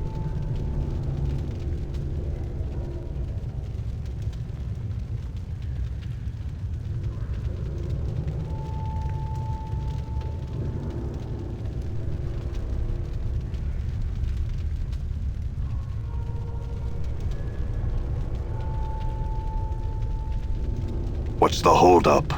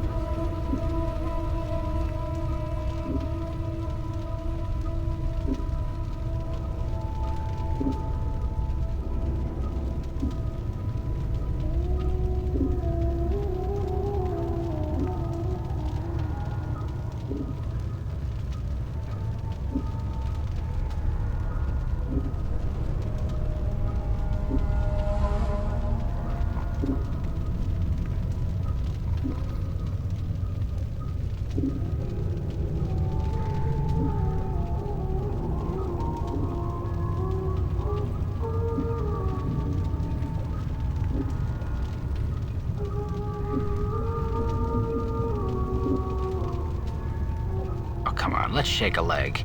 Well, I mean, you shake a leg.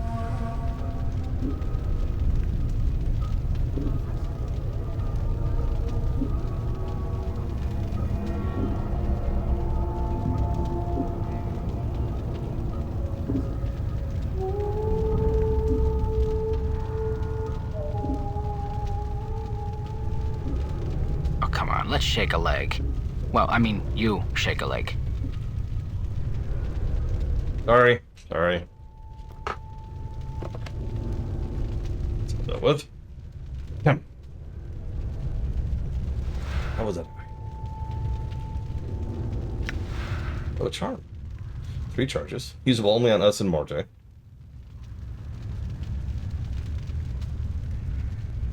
Oh, I'm completely with you, Crazy Norse. My god. Oh, yeah. I have a story about that, too.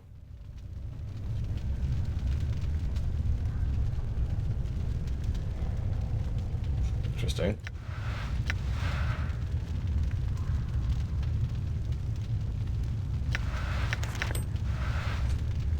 So while I'm doing the dread block here, something that was actually suggested was, why don't you go ahead and cover Baldur's Gate 1 and 2? Games I've pretty much never wanted to replay. I was like, you know what? It's a valid answer. It's a valid point. Maybe it's time to finally return to Baldur's Gate 1 and 2. So I started looking into Baldur's Gate 1 and 2, and I actually fired up Baldur's Gate 1. Hang on, hang on. Gotta dodge this slowly moving dustman. Managed to fire it up. For those of you who haven't played Baldur's Gate 1, the way it works is you fire it up, like you start off, you're in this like big castle keep kind of area, and you go around this way, and you talk to the dude, and he's like, hey, let's go off on an adventure. And I'm like, okay, let's go, Dad. And then you rush off to adventure, and then there's a load screen.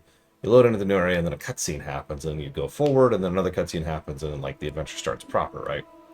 Well, so what happened to me in this particular playthrough, this was about a week ago, by the way, was I go talk to him, you know, fade out, fade in. I load it to the new cutscene, new spot, and I am turbo soft locked. I can open up the inventory. You know, I could look at menu stuff. I couldn't move. Couldn't do anything. No cutscene was happening, no nothing. I was just completely soft locked. And I decided in that exact moment to never replay those games again.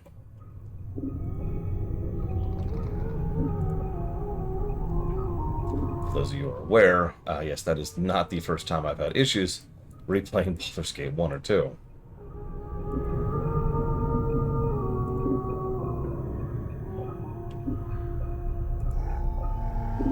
Hi, Sean.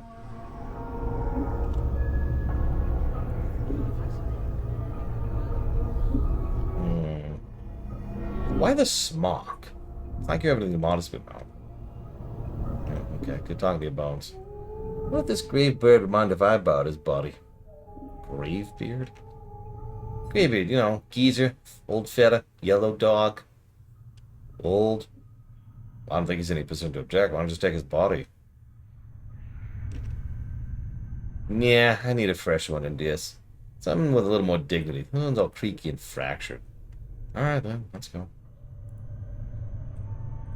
679. So, doing anything later?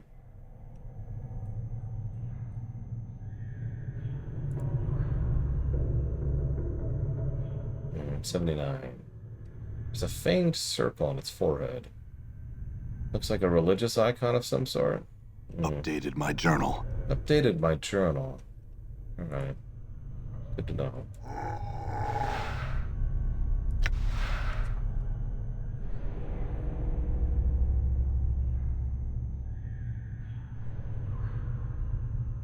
That's strange.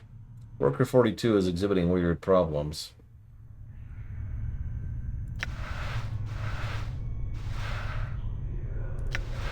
There's a pry bar. Go grab that. My inventory is already getting full. Yeah, sorry, to finish that story a bit, I forget it was last year or the year before, me and my friends sat down to do a co-op playthrough of Baldur's Gate 1 and 2. And I encountered the same basic issues. Soft locks and hard locks of a similar event. So I kind of just was like, well, I guess we're not playing that. And as a result, the game was actually shuffled over to the veto list for streams, because obviously a game that's that buggy I can't play. And like I said, last week, PAX actually was like, hey, maybe it works now. And I was like, okay, I'll go try it out. Nope. Nope, nope, nope. So, doing anything later? Okay. I'm trying to hit on these people, and they're just ignoring me.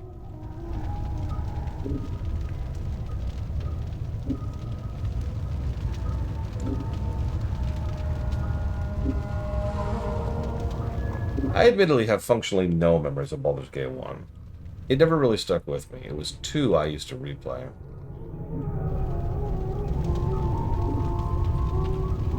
Now, Neverwhere Nights, we got that running instantly and without issue.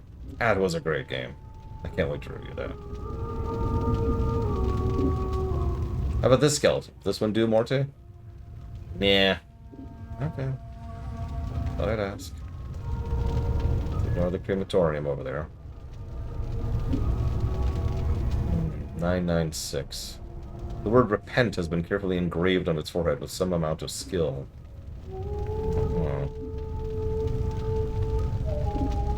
Duffman is thrusting in the problem in the direction. Oh god, every thrust is a smite.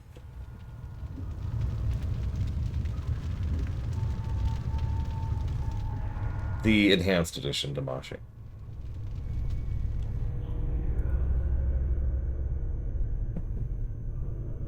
Oh, another parchment.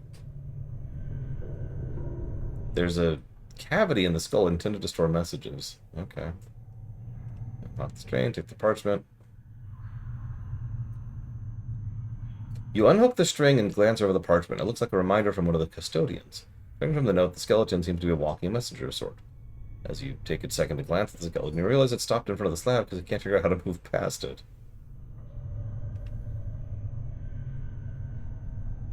Sorry about taking the parchment, but I doubt you'll have delivered it anytime soon.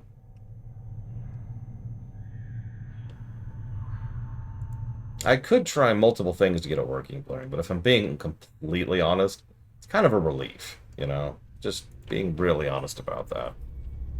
It's like, oh, thank God, I have a codified excuse. And in my defense, it's not like I sought out the excuse. I tried twice in 2 years to get that game working. I have done my due diligence. This is the third and last request for the pry bar. If it's been replaced, tell me, and I shall go to the hive and purchase another. I have no objection to maintaining contracted workers, but I've been trying to repair skeletons and the bolts are wedged so tight I can't get them out.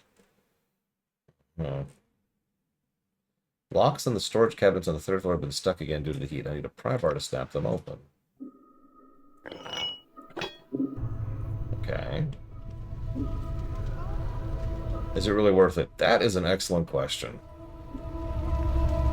The problem is, I'm pretty sure I can tell you exactly how a Baldur's Gate 1 or 2 review would go. And it would go like this will go. So whatever this score is, just repeat it twice, and there you go.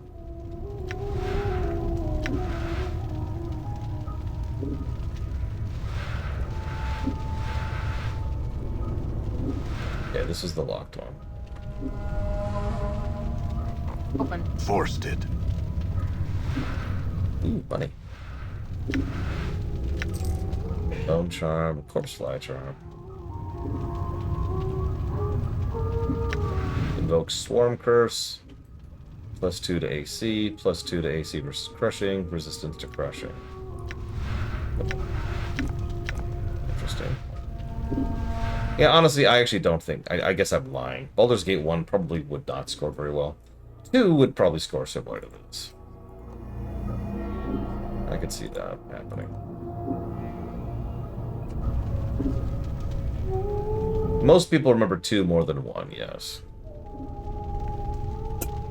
2, sorry about the noise, 2 had a much higher focus on story. And was way too long.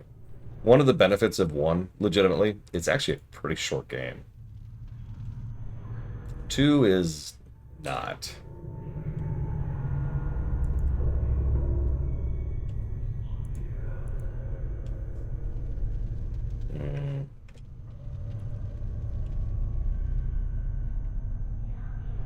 Yet, oh, 42. This is the one I had a memory about. Cross my arms over the chest, like I did. It drops its arm to its side. The leather cord securing its torso snap, and the ribcage folds open like a pair of doors. To my surprise, my hand vanishes as I reach inside the ribcage. I feel a strange feeling, as if it's somewhere else. As I reach inside the ribcage, my hand bumps against an invisible object. It's about the size of a fist, attached to the skeleton's spine. As I pull it out, the skeleton disintegrates, and an iron bolt securing its joint clatters to the floor. Whatever the item was the only thing holding it together. It's an unremarkable lump of iron. There's a hiss as the metal evaporates, leaving behind a strange dagger, a handful of coins wrapped in a dirty cloth, and 2 bloody teardrops. These look like they were inside the lump of iron.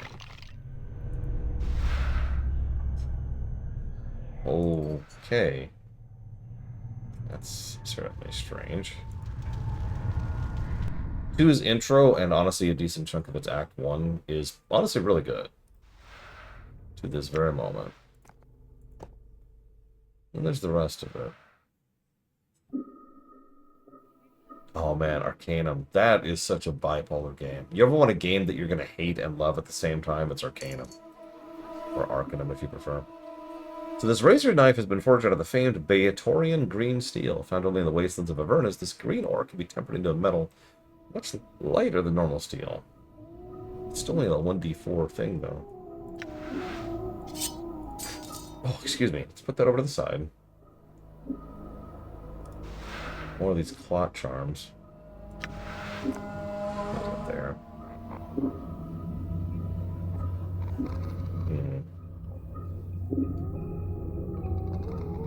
That would be fascinating, Zeiss.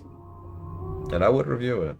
Oh yeah, Arcanum. We've covered each of the beloved classics we've covered lately, except this game, ironically, are very clearly unfinished products. Chrono Cross was infamously 3 separate stories slammed into each other, and all of the problems that that entails. Xenogears was incredibly rushed, cut off half its content, and then had to cut off more.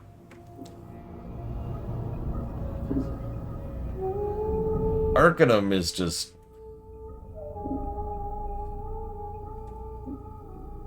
Arcanum is an early access CRPG.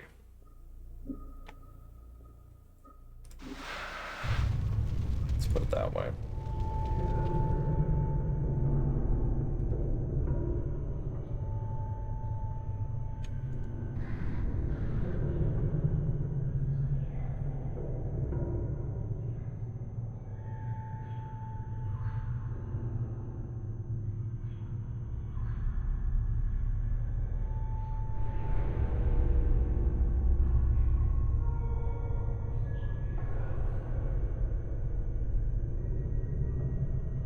Which setting do I find the most interesting? Ooh. I'm assuming you're going to limit it to CRPGs for a moment. Let me chew on that for a second.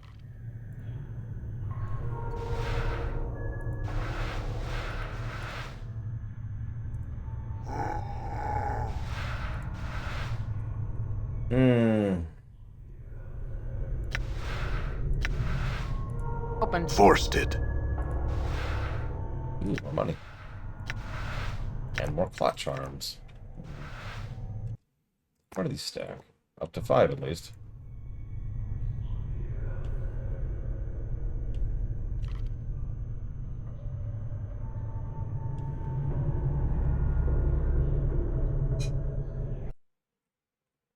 Hang on a sec. Did I forget to get something? I think I did. I guess that's whatever.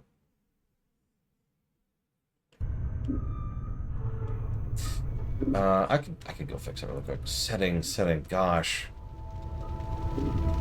Obviously there's Forgotten Realms, which is... I don't know, it's hard to say I'm super interested in Forgotten Realms, considering it's mostly just I'm extremely familiar with Forgotten Realms.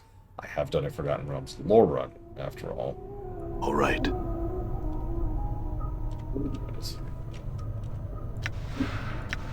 Forced it. There's the earring.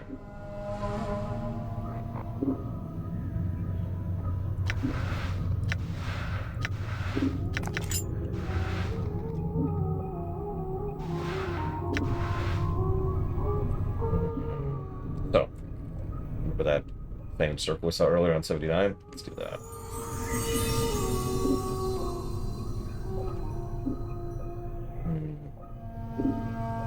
Oh well, I've discovered the lash so I can wear it now. Nice. So yeah, we have Galeron, we have Forgotten Realms, we've got the Divinity setting, we've got the Wasteland setting, we've got the Fallout setting, we've got Planescape, which is distinct from Forgotten Realms, even though it's supposed to connect with it. We've got the Arcanum setting. We've got the... I forget what it's called. It's the Pillar of Eternity setting, which those 3 games are set in. Yeah, DOS 2 to this day is probably my favorite overall CRPG of all time. However, I agree with Crazy Horse. The setting is not the reason for that. I mean, it's a fine setting. Oh yeah, Vampire the Masquerade. That's another one. I'm trying to think of any other big CRPGs.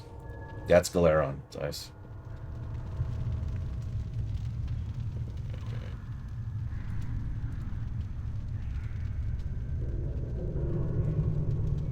Head On isn't a CRPG. Neither Cyberpunk, for that matter. Nope. Spotted me. They spotted me. I don't know how, but they spotted me. Run, Marty! Yeah, Dragon Age is definitely a CRPG. Although we debated that back and forth.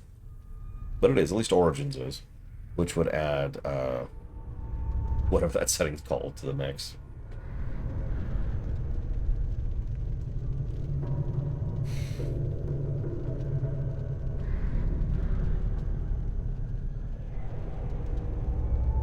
What's interesting is most of these settings are very horrifying.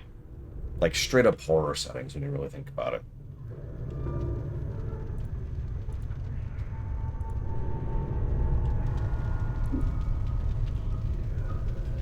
Thetis, that's it. The Dragon Age setting. Mm-hmm.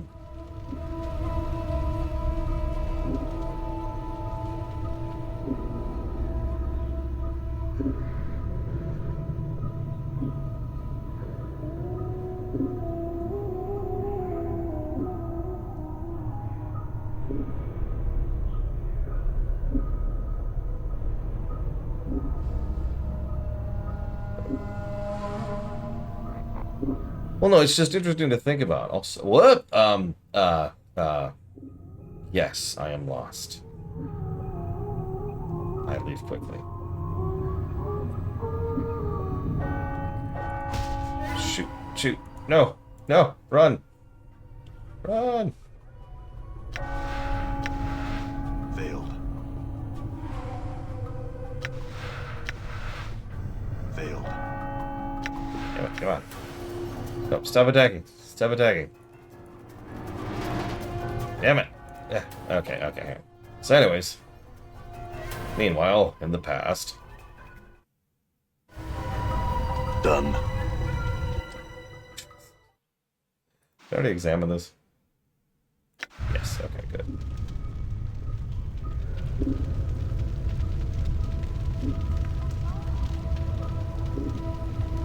See, I'd love to say Arcanum, because I like the idea of the magic science contrast. The idea, for those who haven't looked into it, is that you can... technology relies on physics working correctly. I know that sounds like a duh, but it's something that's a fundamental aspect of that setting. Because magic contradicts physics. And so as a result of that, magic breaks technology. Like literally just casting spells nearby technology can cause issues to technology. Technology also can dampen magic. That dichotomy is interesting, but if I'm being honest, that one thing is really the only thing I find interesting about it. And the whole setting is really, really, really messed up. Like, it's actually probably the most messed up setting of all of them. So... Failed. Where's the log? I guess this is the log. Yeah, no Magitech. By design, you cannot have Magitech in such a setting.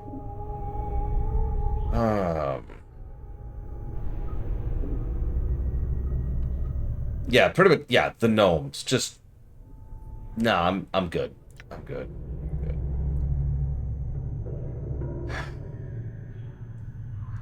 So yeah, I guess based on that, I'm actually going to default to Thetis. That feels like a weird answer, but I don't really have a better answer than that.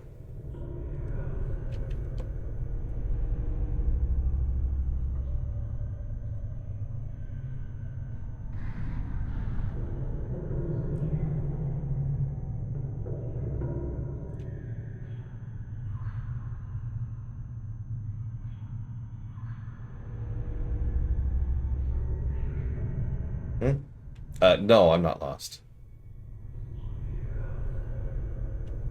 I'm here to see someone.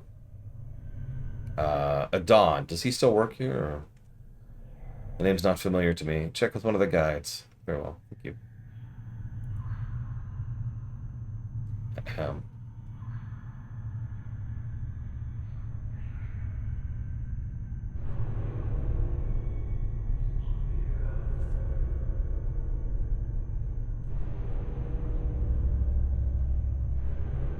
Sorry, I have a walkthrough over the side here, which I've been trying not to peruse. But A, I don't want to miss anything for your guys' sake, and B, I thought there was a way to, like, open this door, and apparently I'm an idiot, because I can't seem to figure out how to do so. And that's actually my goal, is opening this door, so I'm not sure what I'm doing wrong here.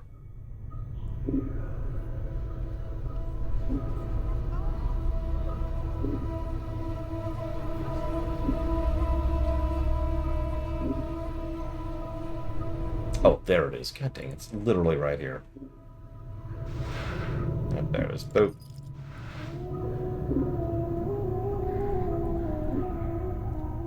I didn't answer Galeron because Pathfinder, excuse me, not the name of the game, Kingmaker didn't do much with its setting from what I saw. I mean, I don't want to say it didn't have world building, but my point is that's it, right? That's my exposure to Galeron, is Kingmaker, and that's it. I might circle back to that when we get to Wrath of the Righteous. Oh yeah, I suppose in the interest of fairness we should also add Warhammer 40k to the list. Because Rogue Trader exists. Because, you know.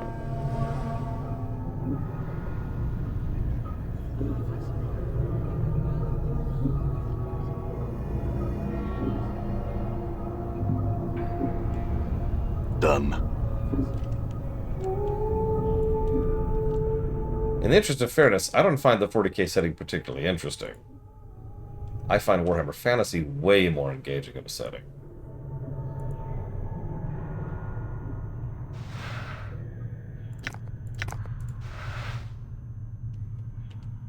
I've heard good and bad things about Rogue Trader. 15-minute encounters and all that.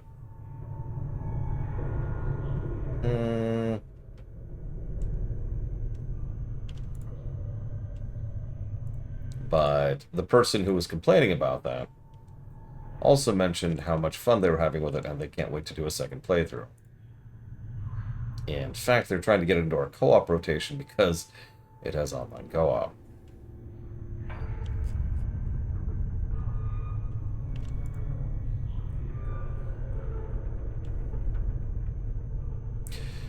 I didn't have much exposure to Warhammer Fantasy until I played Warhammer, Total Warhammer 3. Technically Total Warhammer 1 and 2, but really 3 was the big one.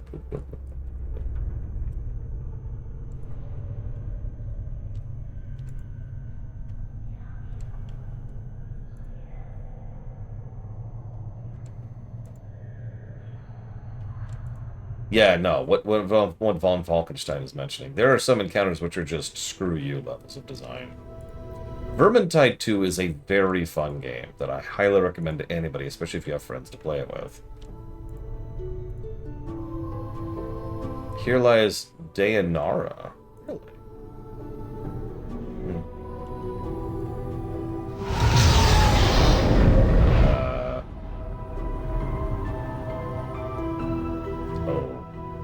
Okay.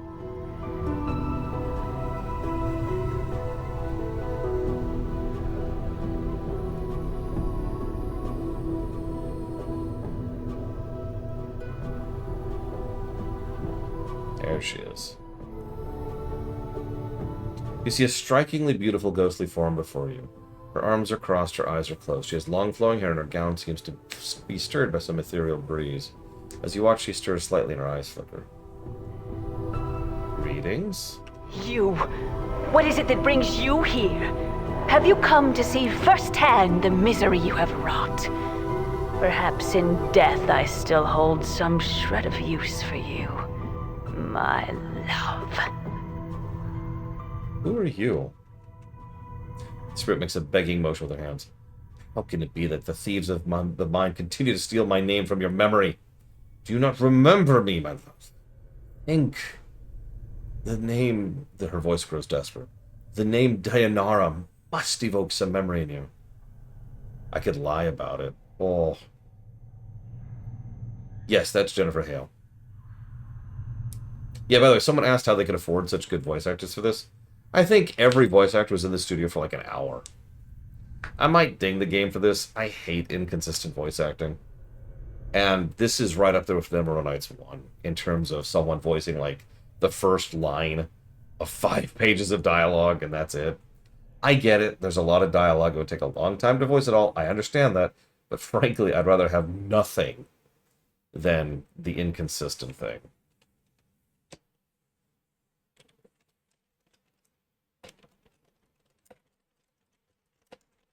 Actually, it's true. This is relatively early in Jennifer Hale's career. In fact, actually, one second.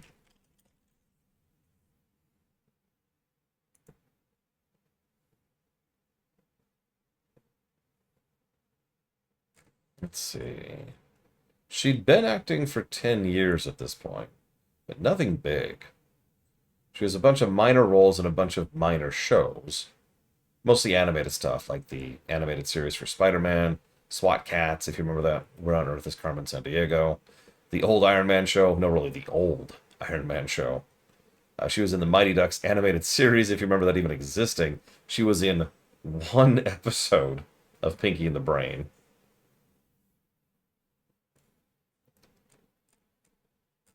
It's interesting. What was her big thing, I wonder?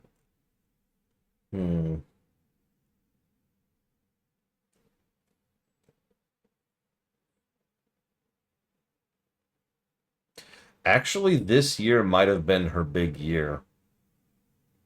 Because in 1998, she voiced Naomi Hunter in Metal Gear Solid. Yeah, exactly, von Falkenstein. That might have been her first major role. After that, she was Dinah here in Baldur's Gate. Obviously, she's several characters in this game. And she was in Alundra too. I didn't know that. Bunch of rando stuff. I didn't know she was a freelancer. But there in 2003 is when she plays Bastila Shan for KOTOR. And that directly led to her getting the role in Mass Effect. But by this point, she's in all kinds of stuff, has actually larger roles. Anyway, sorry. Just kind of curious.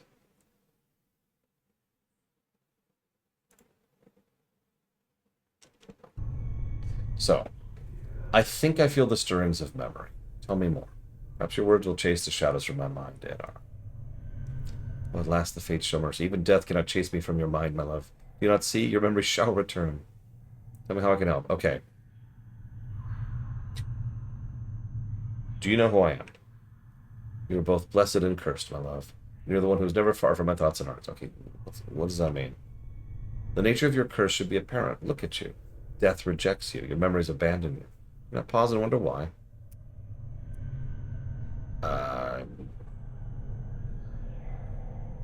Assuming death has rejected me, why is that a curse?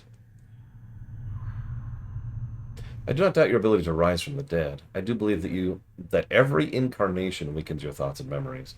You claim you have lost your memory. Perhaps it's a side effect of countless deaths. If so, what more will you lose in successive deaths? If you lose your mind, you will not even come to realize you cannot die. You should be truly doomed.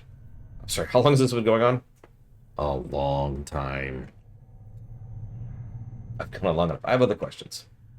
Who are you?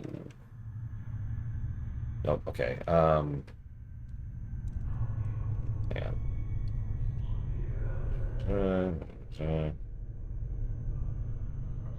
know that you once claimed you loved me, that you would love me until death claimed us both. I believed that, never knowing the truth of what you were, and who you were, and what am I? I cannot... She suddenly freezes and speaks slowly, carefully, as if her voice frightens you. The truth is this, you are the one who dies many deaths. These deaths have given the knowing of all things mortal, and in your hand lies the spark of life and death. Those that die near you carry a trace of themselves you can bring forth. As she speaks the words, a crawling sensation wells up the back of your skull. You suddenly feel compelled to look at your hand. As you lift up and look at it, you can see the blood coursing sluggishly through your arm, working your muscles, and in turn giving strength to your bones. Updated my journal. Then your journal is updated. Hi, Reptile's Blade. You know Deionarra is right. You remember how to coax the dimmest spark of life from a body and bring it forth. The thought horrifies and intrigues you. You now can raise others from the dead. You can only use this on party members who have died in your presence. It will not work on anyone who does not travel with you, and it will not work on party members who you remove from the party while they are dead.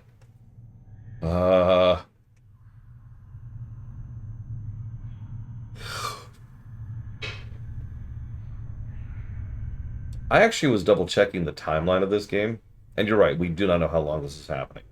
We know at an absolute bare minimum, it's been it's been 50 years. Because we have evidence of events that happened 50 years ago.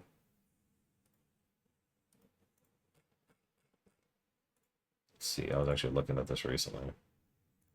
Might still have it right here. Yep. If you know what this means, the practical was 50 years ago. So, anyways.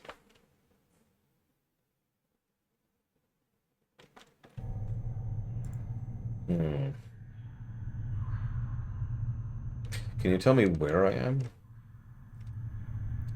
Where are you? Why, you're here with me, my love. As in the times when life was something we both of us shared. Now is the eternal boundary that separates. I'm sorry, the eternal boundary. It's a barrier for you shall never cross. It's a barrier between your life and what remains of mine. See. I need to get out of here. As you're about to ask the question, it catches in your throat. It occurs to you if you tell her you're looking for an escape route, she may feel you're abandoning her. If you're going to ask how to leave, you need to be delicate about it. Deionarra, I am in danger. Can you guide me to a place of safety? I shall return as soon as I can to speak to you again. Danger? Of course, my love. I'll aid her in any way I can. She closes her eyes for a moment as you watch an ethereal zephyr pass through her body, stirring her hair. After a moment dies and her eyes open. Perhaps there's a way. I sense this place holds many doors shrouded from mortal eyes. Perhaps you should explore to the portals. Portals are holes in existence. Yeah, I know what a portal is. Do I need a key? Portals will reveal themselves when you have the proper key. Unfortunately, these keys can be anything.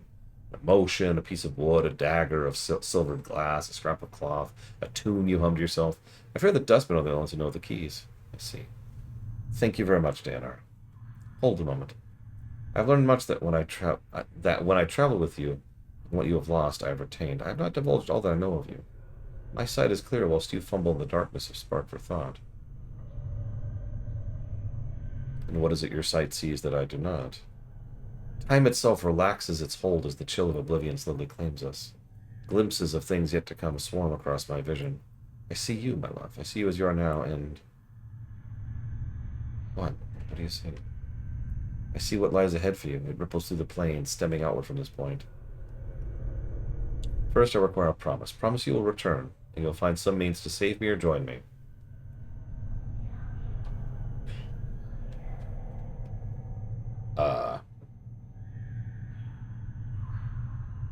So, you may or may not notice that one of those options there has a colon in front of it. In other words, you can actually make a vow here. Lies and vows actually are gameplay in this game. It sets a trigger, a flag, somewhere in the background that will be called back again in the future. And that can change things as you're going through it. 1 second.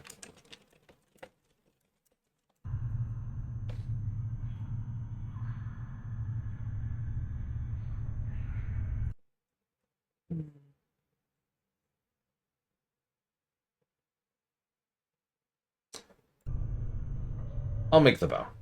I will find some means to save you or join you. This is what my eyes see, my love. Unfettered by the shackles of time. You shall meet enemies 3, but none more dangerous than yourself in your full glory. They are shades of evil, of good, and of neutrality, given life and twisted by the laws of the plains. You shall come to a prison built of regrets and sorrow, where the shadows themselves have gone mad. There you will be asked to make a terrible sacrifice, my love. For the matter to be laid to rest, you must destroy that which keeps you alive, and be immortal no longer. What keeps me alive? I know that you must die, while you still can. The circle must come to a close, my love. You were not meant for this life. You must find that which was taken from you and travel beyond, into the lands of the dead. Well, I still can. Updated my journal. I do not doubt your ability to rise from the dead. I do believe that every incarnation weakens your thoughts and memories. You claim... you already said this. Okay. I shall wait for you in death's halls, my love. She smiles, but there's only sadness in it. She closes her eyes and with an ethereal whisper fades. You back with me, Chief? I drifted out there. No, I'm fine. Do you know who she was? Eh? Spirit? Yeah, the specter I was talking to, the woman. You rattling your bone box with some woman? Where? What'd she look like? She's right top of the beard, didn't you see her? No. Just kind of drifted out there for a bit and stood again, statue-like. I was worried you'd gone addled on me again. No, I'm fine. I think. Let's move on. I feel stronger. Done. I feel stronger done. Yeah, so there's some really messed upness about the planes in Forgotten Realms. And D&D in general. Dragonlance kind of shares this. And part of it has to do with the fact that when you die, your soul goes somewhere else. I know what you're thinking. Well, yeah, that's an afterlife. But no. What I mean is, it can keep going for a while, depending on the circumstances. It doesn't for most people, of course. Most people, they die, they go to their afterlife. That's the end of the story. But there's ways to twist the rules a bit. Oh yeah, and then there's the wall. The thing we couldn't stop talking about the entire Forgotten Realms lore run. Barely shows up in one expansion of one game, and we couldn't stop talking about it. I never stopped finding that funny. Alright, let's level.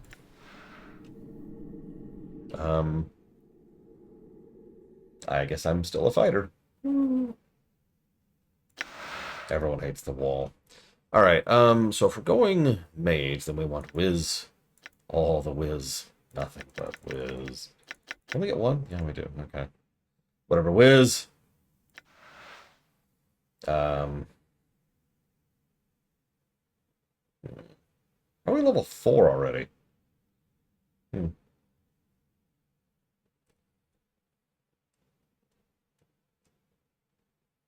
Oh man, our 2 hit is -2. Nice.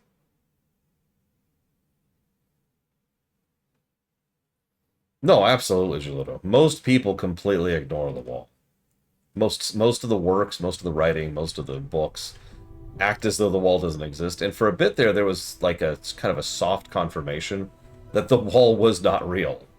That it was like abandoned in previous editions.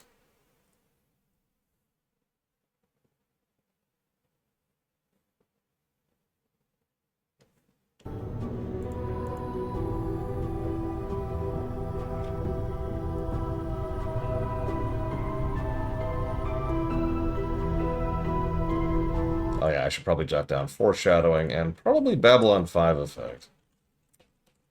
Another Babylon 5 game. It's just a trend here.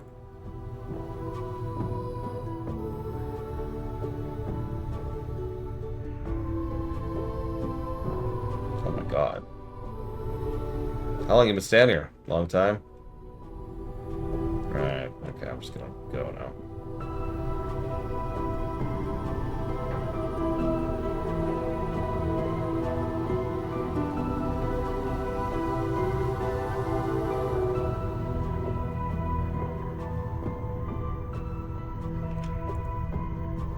No.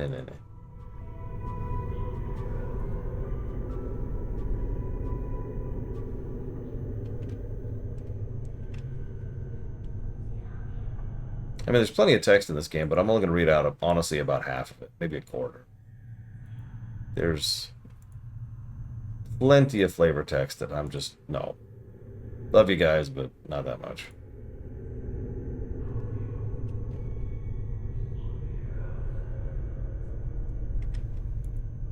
I love if I can hit on every single one of these skeletons. Or zombies.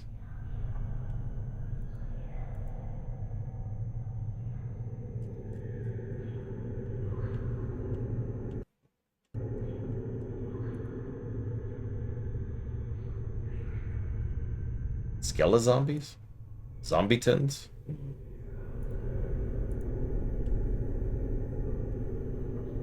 Oh, a book. You carefully take the book. It is a... It's a book. Okay. Sorry about taking the book from you. The corpse stares at you.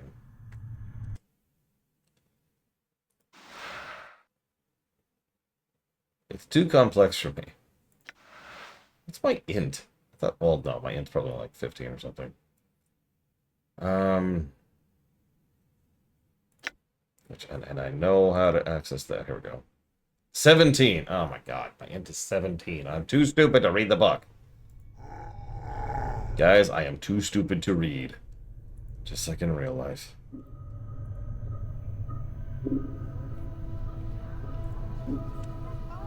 Yes, the good gods were like, hey, Kelemvor, bring back the most horrifically evil thing in the setting. And Kelemvor's like, you got it, guys! Yuck! Sorry, I have, like, no respect whatsoever for Kelemvor.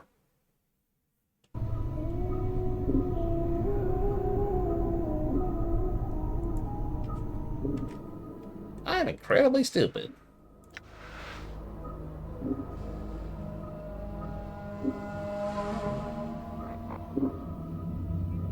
Just making sure all this is what it should be.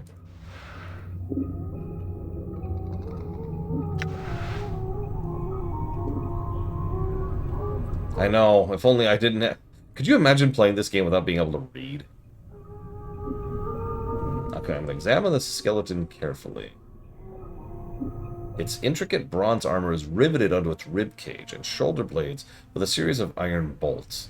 As you study the frame behind the armor, you notice the same bolts in the shoulder, elbow, pelvic, and knee joints. A mass of thick leather cords and heavy knotted ropes run the length of the skeleton's arms and legs, woven in such a pattern that resembled muscles and tendons. Okay. We just saved, so... Wait a minute. Hang on. I must awaken the creature. No! And then we die. All right. I admit, as someone who is interested in Faerun, pretty much all the deities are jackasses. It is really telling that Helm is one of the better deities. And I mean that. Dude whose whole shtick is lawful neutral is less of a jackass than the so-called good deities. There's a couple of exceptions to that. Like, Ilmater tends to be alright. And, I'm sure there's other exceptions.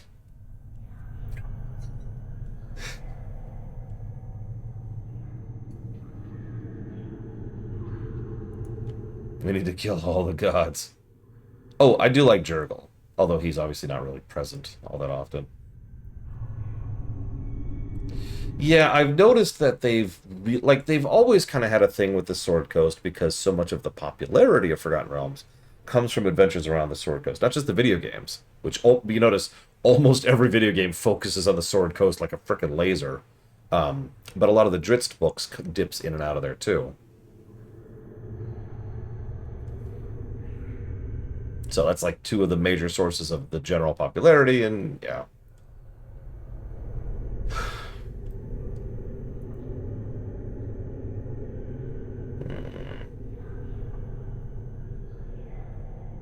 Mystra, all of the Mistras are... They're status quo in a corrupt system, which says all it needs to. I think it's the simplest way I could put that.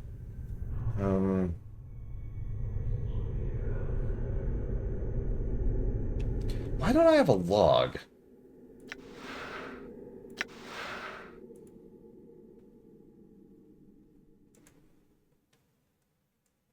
There it is. H. There's my friggin' log.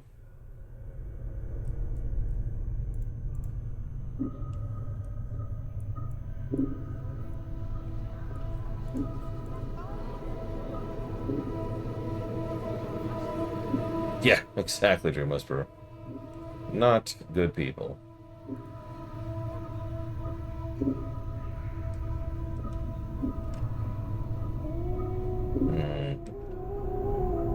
Okay, study the symbols. There we go. Here we go. Study the runes and try the enchantment from the book we just got.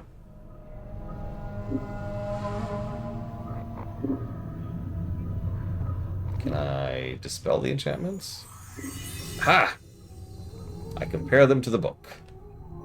There we go.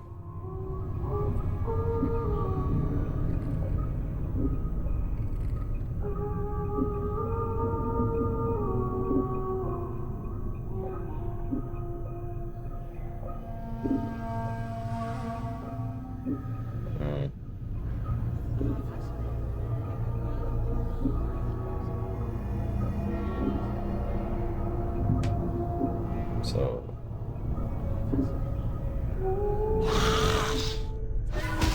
Nope, sorry. It was the other one. You're gonna see me reload a couple of times. Okay. Examine the armor, study the symbols, study the runes, dispel the enchantments.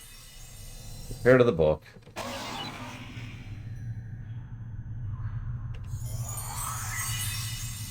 No one responds to the sound. So, sorry. What happened there? Within minutes, the giant skeleton has been stripped of the enchantments binding it. It collapses, falling to the floor with a crash of bones and heavy clanging. You wait for a moment, but no one responds to the sound. Moving quickly, you sift through the parts on the floor. Most of it's too heavy or old to be useful, but you discover a piece of the skeleton's breastplate and the enchantment. Looks like my skills have increased. Oh my god, my inventory is full. This is my inventory size? You've got to be kidding me.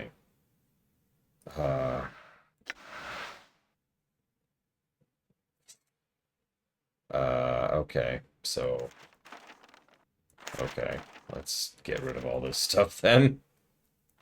Did not take long to fill that up, did it? Thanks.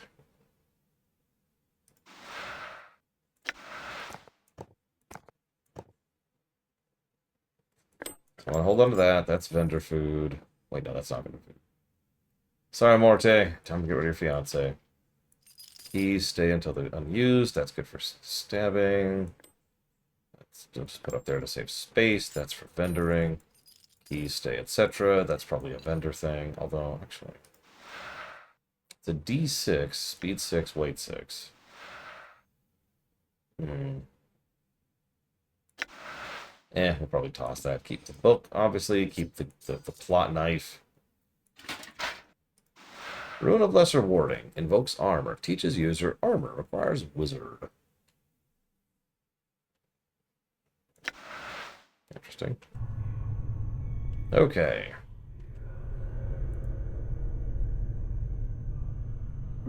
Yeah, that's another thing. AO just really should not exist, honestly. I get why. I don't care.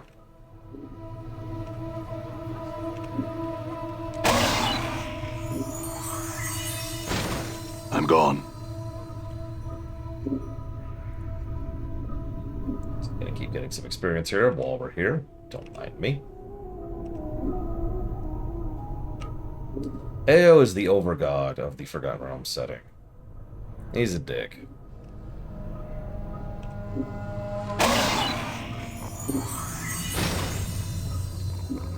Oh, jeez, these don't stack.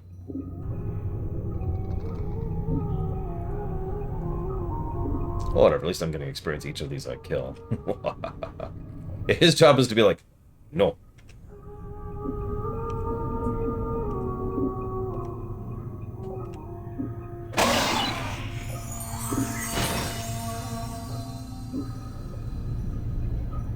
Okay.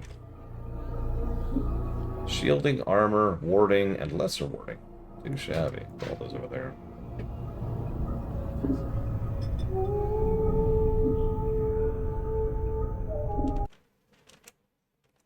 I mean, I stand by my statement. Helm is one of the least objectionable.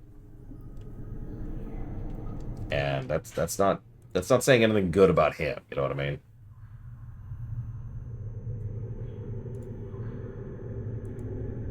Just kind of filling out the map really quick while we're here.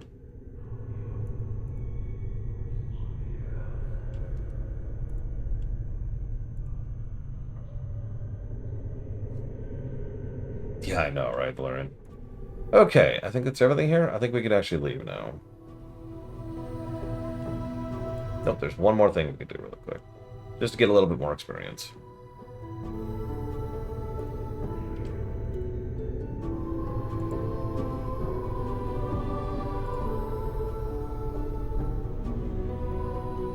Greetings. Updated my journal. Greetings. I am Suego. How may I... Sorry, sir, are you lost? Yes. Well then. Let me call the guards and lead you out. Stand still a moment. Hold,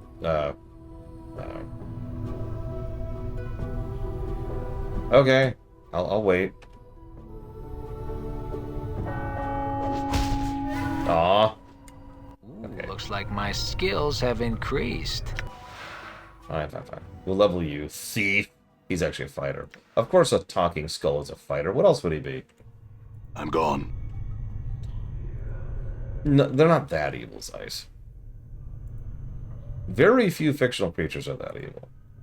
And that sounds like a joke. It really isn't one. Updated my journal.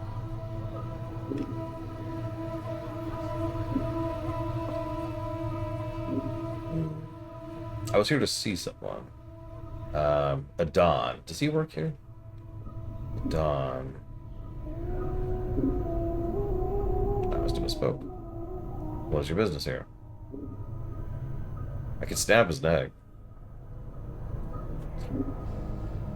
I mean, what's funny, if I could be amused for a second, Bane likes to portray himself as this big shot amongst the deities. He really isn't. He's a tiny fish in a tiny pond. But he's always like, yeah, I'm big. Yeah. I'm one of the big boys. No, he isn't. Actually, although he doesn't count, I do have a degree of, I guess, respect? That's not the right word. I find interesting as a character as Modius, which is kind of damning if you think about it. Can you help me find the exit? Of course, these halls can be confusing to visitors. No harm done, but you're not permitted after 9 bells. Let me open the front gate. Thank you.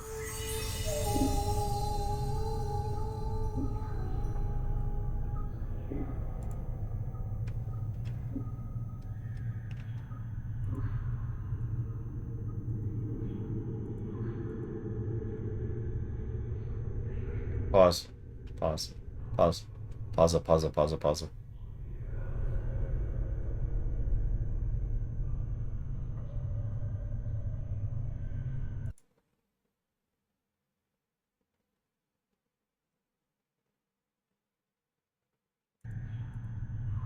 A tiny fish in fiction who can hold his own in a big pond. There's actually plenty of those, really.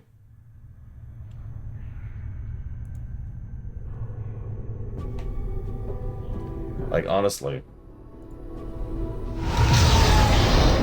Most bug fish don't start out as big fish, you know what I mean?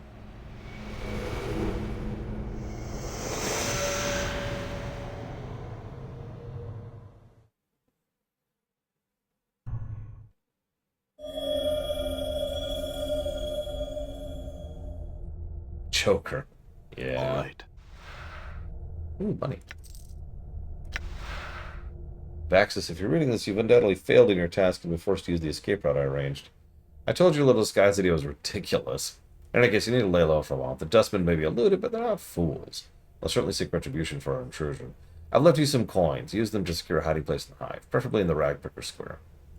Once you've secured a hiding place, I have a new mission for you. Find out where Farod is getting the bodies he's delivering. It's apparently causing the dustmen a great deal of upset, and I wouldn't mind knowing myself. Reports are that the reading. Stone-faced dustman at the Gathering Dust Bar, initiate Emmerich, I think the fool's name is, has been sending our finders trying to find Farod's movements. So you can find out how long he is and hinder his efforts till we know more about his activities. I don't want Emmerich finding out more than we do.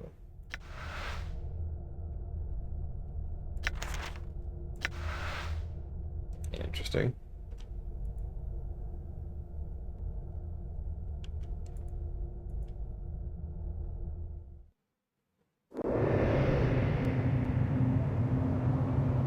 Welcome to Sigil.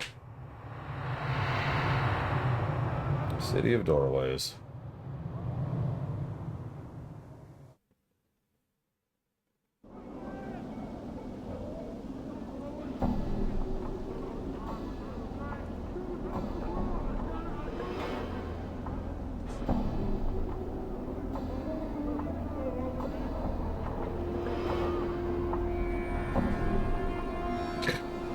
Greetings, blood. I was considering going for some bub later. Want to come along? Oh, thank you.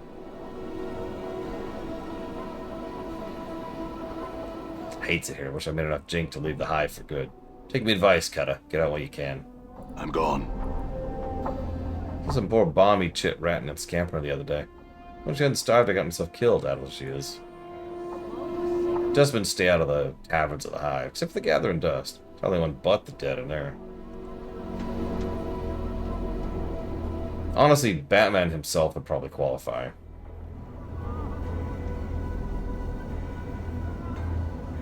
I know that's weird thinking of Batman as a small fish, but really think about some of the tiers he floats around in, you know?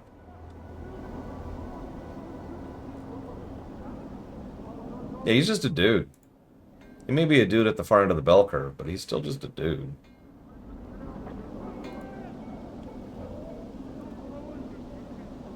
Yeah, Spider-Man qualifies too.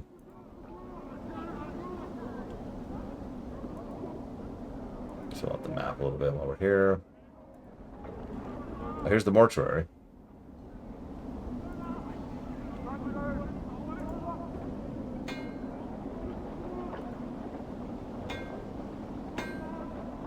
What are you doing? You see a tall creature with a shock of white hair. Its skin has greenish cast, and a pair of goat horns protrudes from its forehead. Greetings. The creature turns to face you, and a series of symbols appear on its head. The symbols have a slight glow about them, and they just hover there. For power's sake. Poikin Dabbus. What's wrong? He's a Dabbus. They speak in rebuses. These annoying word puzzles. If you don't know what he's saying, we better find a native or some other way to communicate with him. If we want to. Annoying bunch. My bet they can speak. They just rather piss everyone else by trying to puzzle out what they're saying. Chant is they're the janitors for the Lady of Pain. They float around breaking, fixing, patching up sigils according to her whims. They're worse than corpse flies. You can swat them, though. You can't swat them, or the lady will get upset. So who's the Lady of Pain? She runs a city. You'll know if you see her. She's got these blades around her face, like about the size of a giant, floats off the ground, just like these guys. Nobody knows much about her. She doesn't speak much. All you need to know is that you don't want to make her angry. If you see her, my advice is to run. Okay. The Lady of Pain.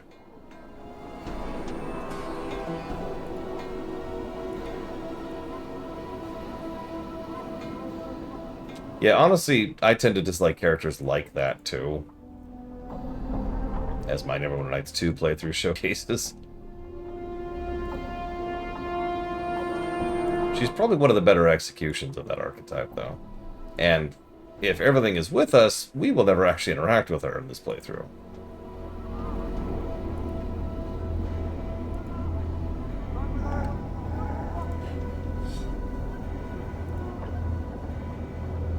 Oh my god, why are there so many prostitutes here?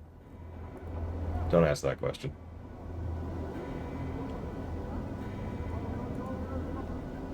Is the Lady of Pain nice? She's forgiving.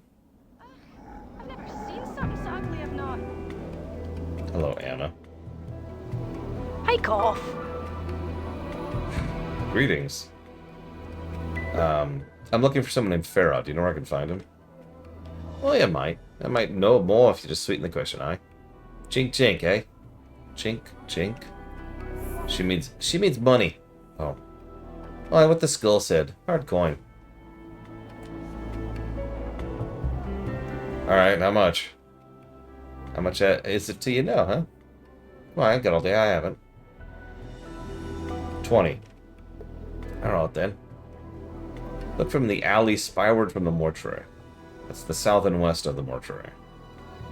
Thanks. Deaders today said walking ones looks like.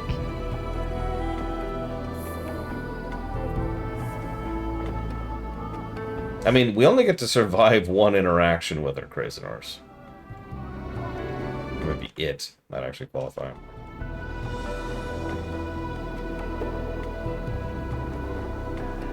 Hang on, I have a 17 whiz. I should be able to talk to one of these things.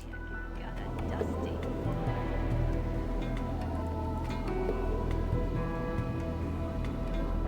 Yeah, AO feels like a middle manager. That's one of the things I don't like about him. That just kind of rubs me the wrong way, right? The Lady of Pain feels like an eldritch abomination.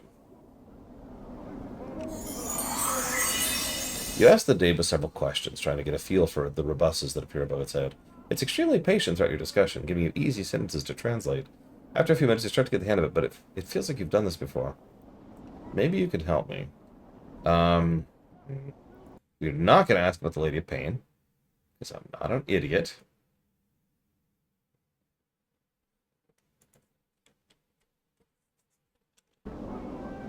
I mean, yeah, size.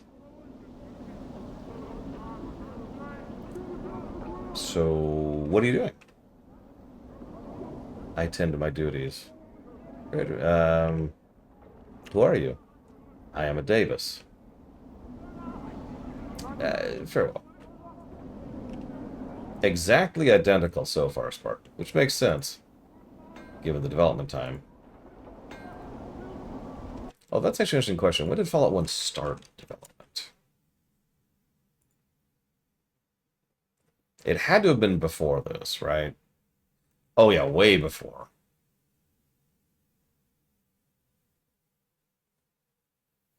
Also Interplay, go figure.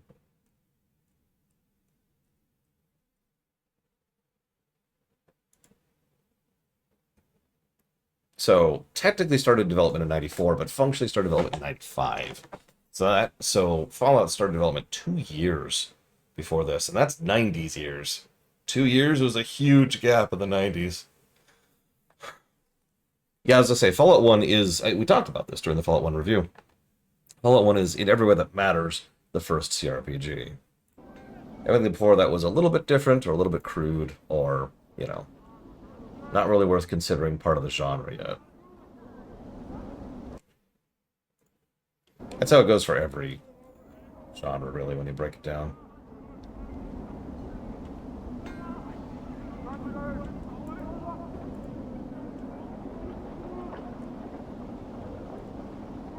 Hey, Magister.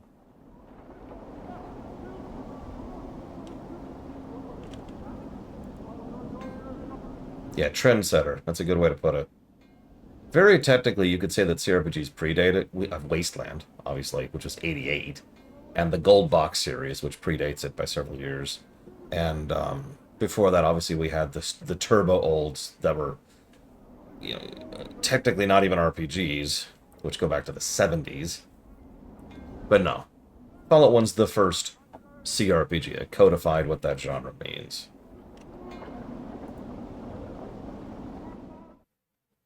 Oh, this is where I came from. All right.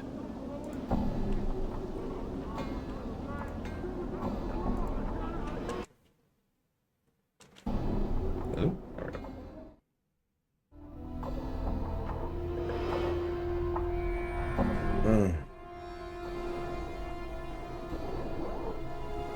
Sorry, I'm feeling a little sick today. I'm going to take another quick AFK break. I'll be back in a couple minutes. I do apologize.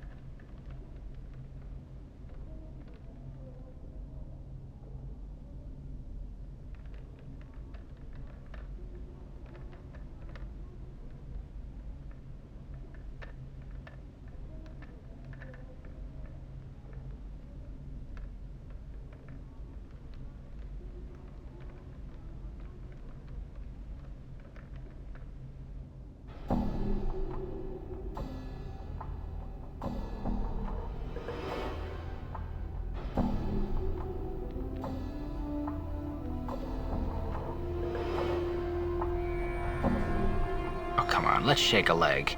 Well, I mean, you shake a leg.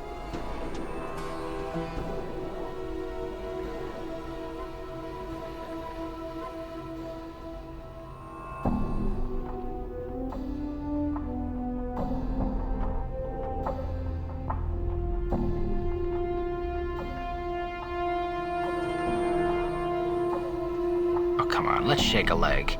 Well, I mean, you shake a leg.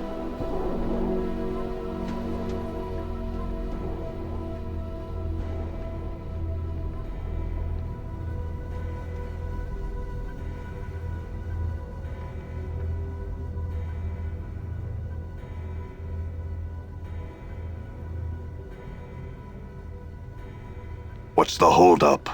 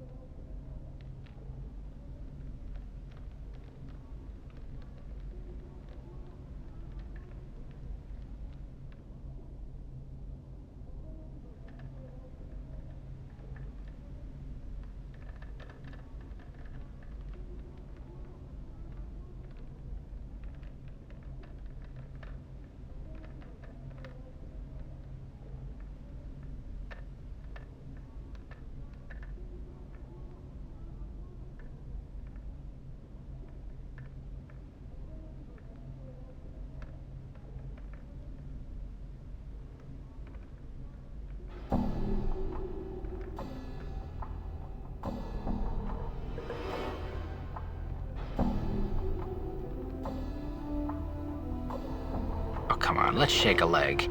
Well, I mean, you shake a leg.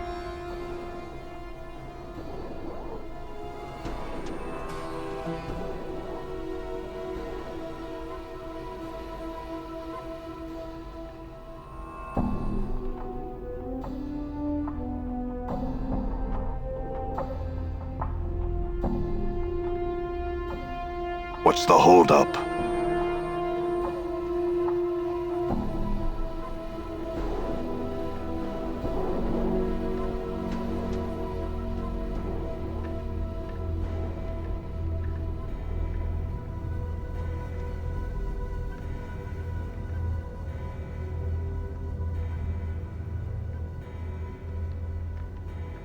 What's the holdup?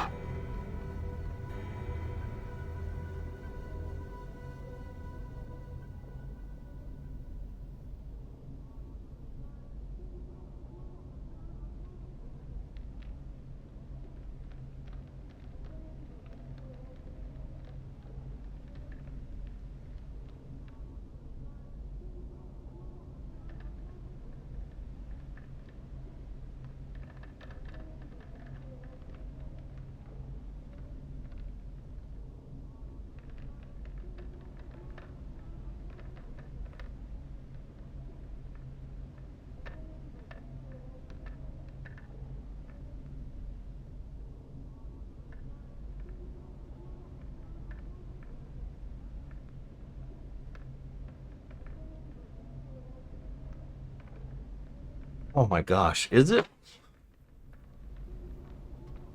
I might buy a Pocopia. Depends on if my niece wants it. Also depends on how much gameplay there is. I did very much like the Dragon Quest Builders series. I know. I know. I know. I know. I know. Go on. Go on. Hey. Eat up, cat. Cat. Ah.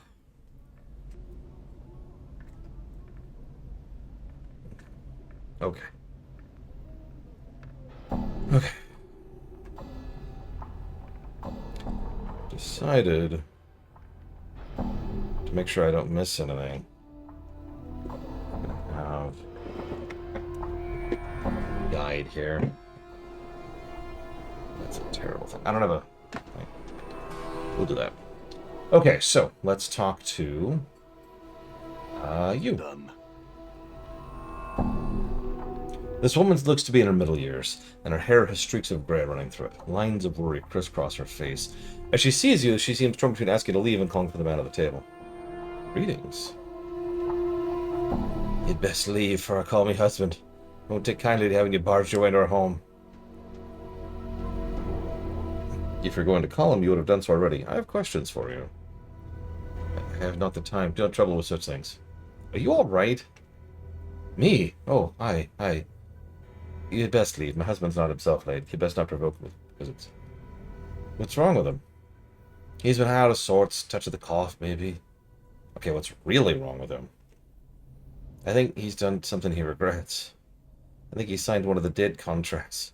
I cannot imagine what possessed him to do such a foolish thing. Dead contracts?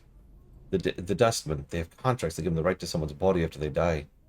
What do they do with the body after death? That's a dumb question. We were just in the mortuary. Animate it with their black magics, turn them into the walking dead, make it a worker till it rots away. How did he sign such a thing? Maybe a goat eager to bring home more jink than custom. It's prideful. I think he's hurt himself more by doing so. Can the contract be undone? I've tried. I've spoken to the dustman and did the signing with, but he's cold and chill. Like old Dusties. He even lectured me on the husband, as if I had a right to try and help him. It's cold and cruel he was. What's up with YouTube? Yes, is the answer to that question, Master. The question is, will they roll it back? Every major YouTuber, except for, like... Lock that since back. Every major YouTuber in the spheres we care about has been making it very obvious that they're aware of what YouTube's trying. Will YouTube care? That's a better question. So who was the dustman your husband signed the contract with? Gravesend. I know not his first name. He's a table at the dustman bar of the hive. The Gathering Dust, I believe. I'll seek him out. Where's the Gathering Dust? Updated my journal. Head out to the street outside, to the memorial stone. Head south and west from here. You should run right into it. There's one of them walking corpses out front. I'll see what I can do. I won't turn away such a friendly gesture. Just ask you not to tell on me that I'd do such a thing. My husband has a terrible temper, and if he were to find out... I promise your husband will not find out. Oh, there it is.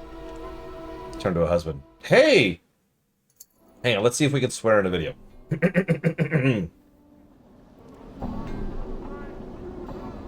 Dufferfuggers. All right.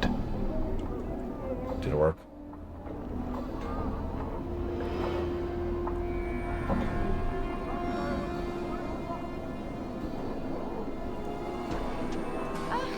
I've never seen something so ugly I've not.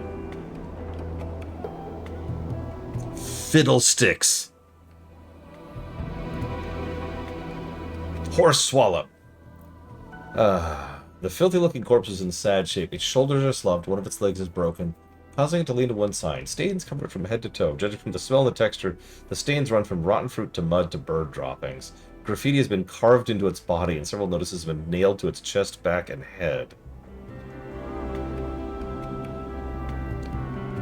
And yes, YouTube is experimenting with even more AI. Let's jot down. We've got... Oh, gosh, hang on.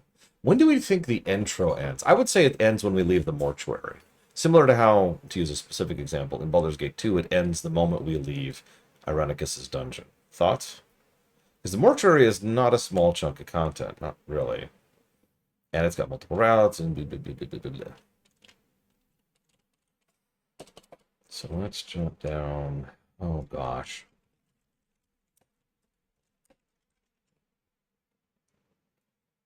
I'm already more positive about this game than I thought I would be. Other than the controls being ass, and the interface being ass, and the HUD being ass. It's been fine.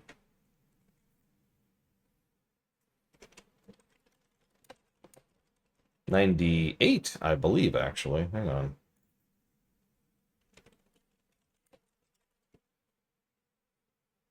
Nope, you are right. It is 1999.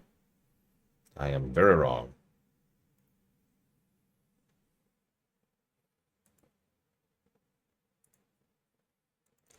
As is my want. I was going to try something. World building. A lot of world building. We'll debate that as we go. Intro.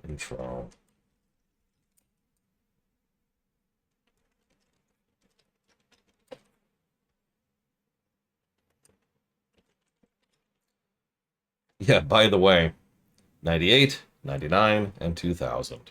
I'd love to say I did that on purpose, but I'm not a good liar.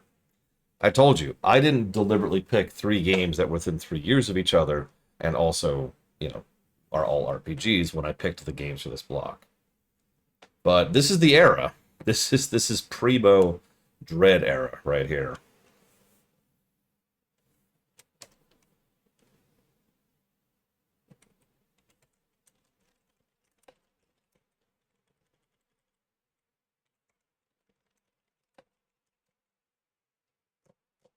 Golden age of video games. That's an opinion I've heard many times.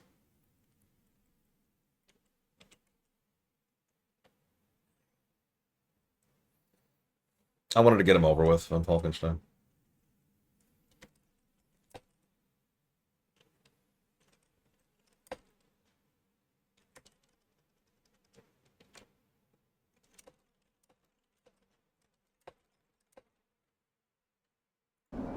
Okay.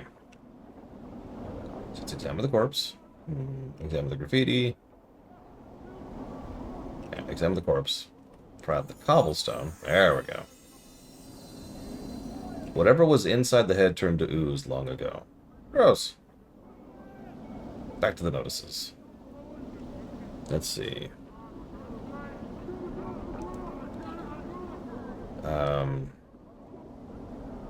To those hive citizens wishing gainful employ with the most honorable and generous Sigil government, inquire forthwith. Oh my god, this is so badly spelled. At the Office of Vermin and Disease Control to help stem the plague of brain rats. Bounties paid. Copper given for each rat tail brought. Tails must be genuine and from rat only. No cat, dog, or fiend tail accepted. Office Silver Street south and west of Mortuary Gate and Lower Hive.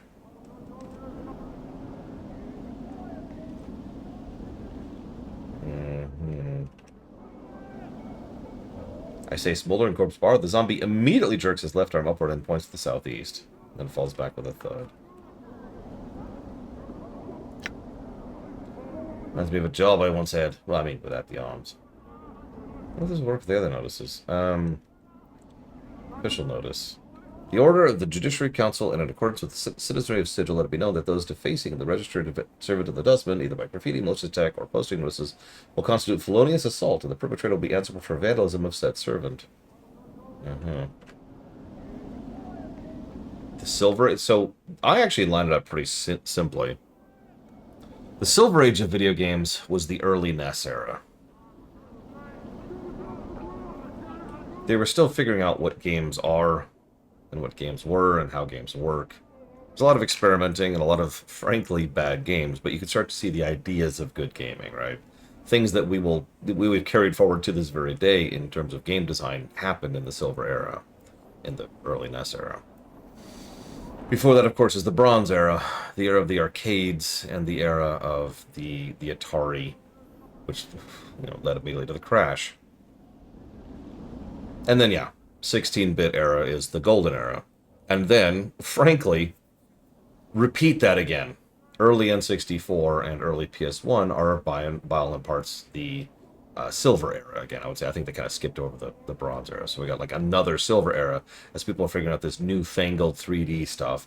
And the PC gaming finally started to catch up with console gaming in the late 90s and early aughts. That's led to another kind of golden era, which is PS2, GameCube, etc. So yeah, kind of like that. Wanted ad. Dustman cause. Gathering dust bar. So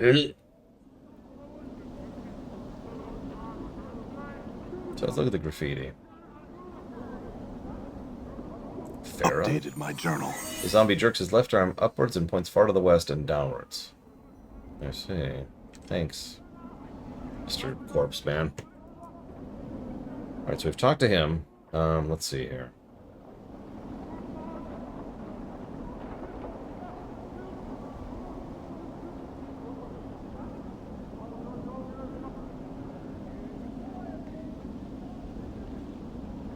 So we don't want to sell our corpse because we don't want chaos points. At this point, see, the weird thing is, I think the pattern kind of stopped at that point. Oh, and to answer Lord Harriman, I would say the Bronze Era is the worst by quite a margin. Like, I would love to say the Mobage era is the worst era, but honestly, you can just avoid Mobage. Sure, it seeps its disgusting and vile tendrils into all other aspects of gaming and media in general. But for the most part, you can just ignore it, and there are still other good games. We still have good games that are developed in the indie scene and the AA scene, and that's still a thing, right? By contrast, back in the 70s, I mean... Look, gaming sucked in the 70s. I don't know what else to say that. It's just... There were no good options. There were less bad options. There was stuff to do because you were bored.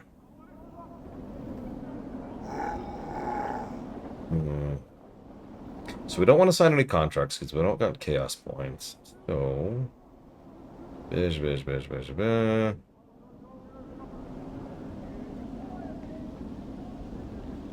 Oh, come on, let's shake a leg. Shut Well, up. I mean, you shake a leg. Shut up. I mean, fair, True Whisperer. Okay, so we're looking for... Slow Sigil day it is. Chief, what are we doing in here? Let's say we just give this place the laugh, all right? we're looking for someone specific. Done. The person's name is Awaiting Death.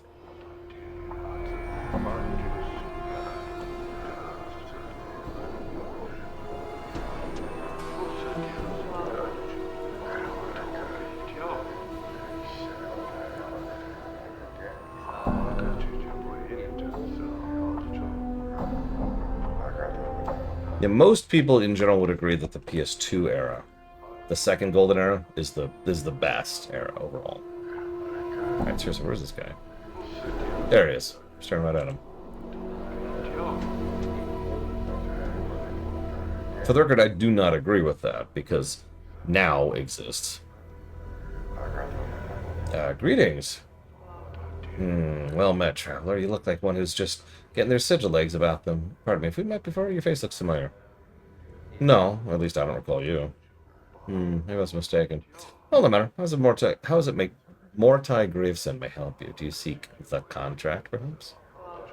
Are you the one who signed the contract with Angier? Mayhap? I don't recall the name, however.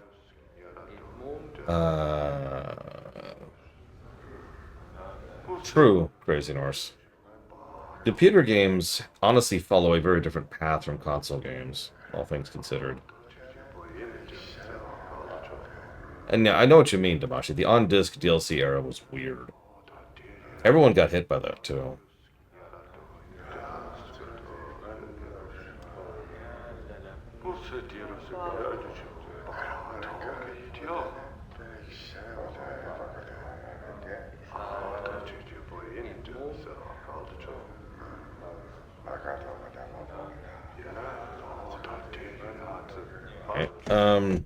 I'd like to settle that contract.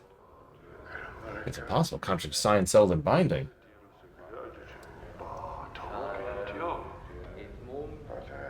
Truth. Okay, I love some of these dialogue options. Bluff. I suggest you hand over the contract right now, or I'll butcher you where you stand. Truth. I suggest you hand over the contract right now, or I'll butcher you where you stand. No, I'm gonna go with option 2. The contract is tearing the man's life apart. It's causing him distress. It's possible he may not even be able to approach true death with such emotions churning in his mind. I cannot. It's a matter of law, my friend. Besides, the burden lies upon the signer to overcome his own feelings.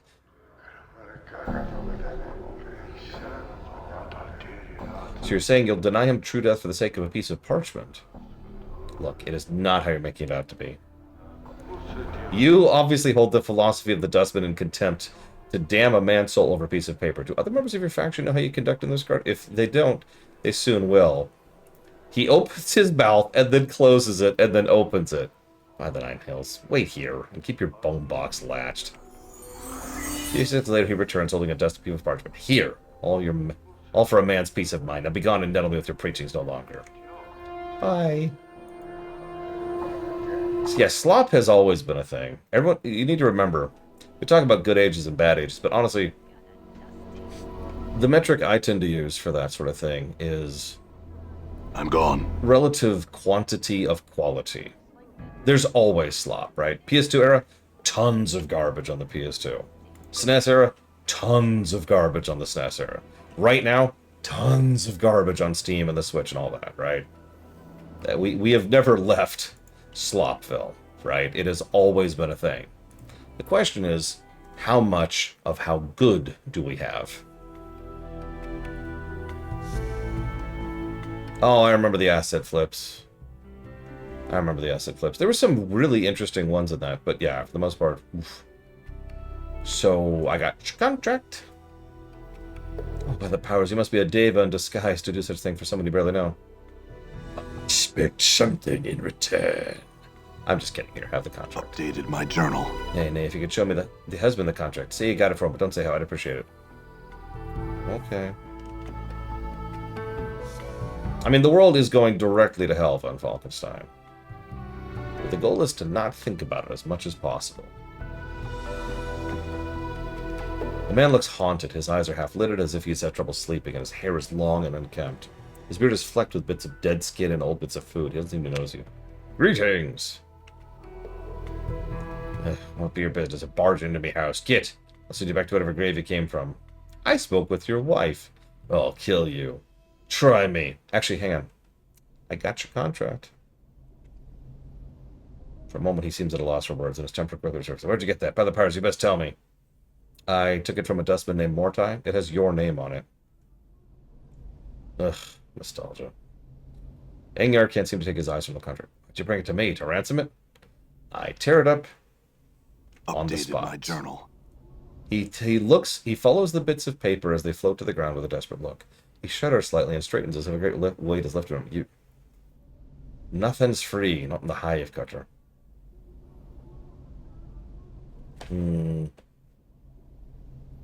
Also true, Crazy Norse. I actually call that sample size theory. It may seem like there's more bad, but it might also just be that there's more, period. 10% of 1,000 feels bigger than 10% of 100. One moment, I'm just double-checking the walkthrough here. It's a lot easier to read on the phone, for whatever reason. Hi, Croatia. The game's been doing way better than I thought, once I got over the immense hurdles of the terrible interface, terrible controls, and terrible HUD. I wish the music played a little bit longer, too.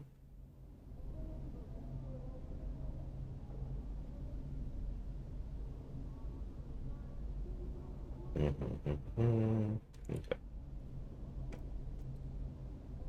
For free.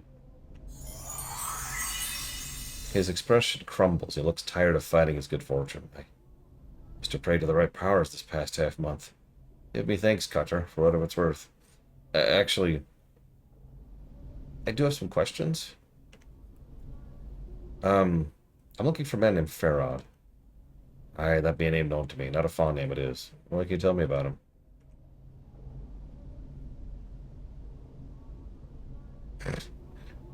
Hi, Blue Wind.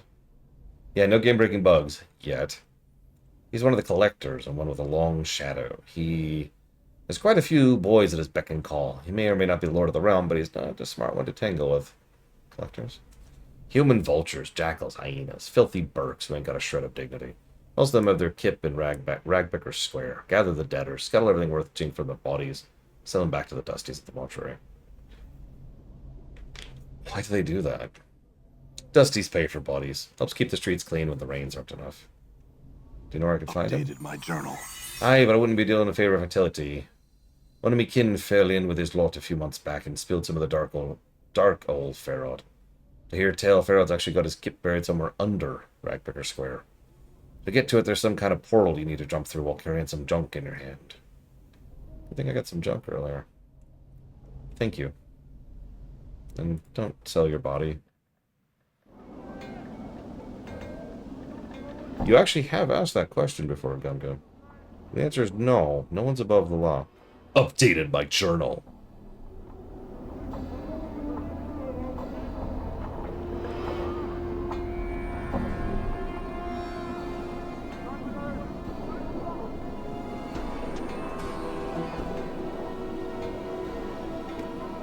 I'm gone. I'm also gone. God, I have tabbed up to hit F5 so many times out of pure muscle memory. For the record, F5 does nothing. Before you ask. But you don't like Morte? Just call him the Little Death. Yeah, we'll decide later, Crochet, but if there's one thing I remember negatively about this game, it's that it's weird.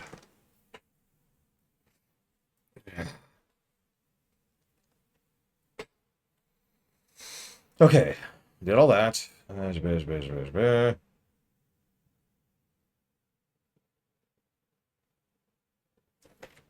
we need to find Ingress next. The gameplay... We'll see where that goes.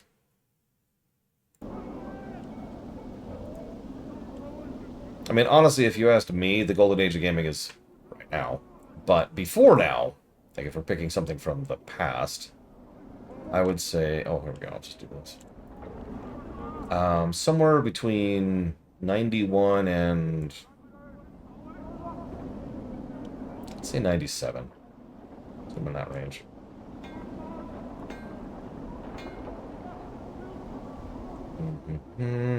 Craddock, good sir. What? His hopeful expression dies.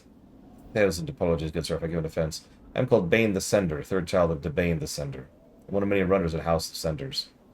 No apologies necessary. What do you want? 1,000 apologies for troubling you with such trifling matter, but I see Craddock, an overseer of the hive. But alas, he eludes me. Could it be you've heard such a band? No, I'm sorry, I haven't. If you're a per PC person, honestly, modern PC games crush older PC games. I'm just gonna say that. Don't look at me that way. What would you rather be playing? Planescape Torment or Baldur's Gate 3?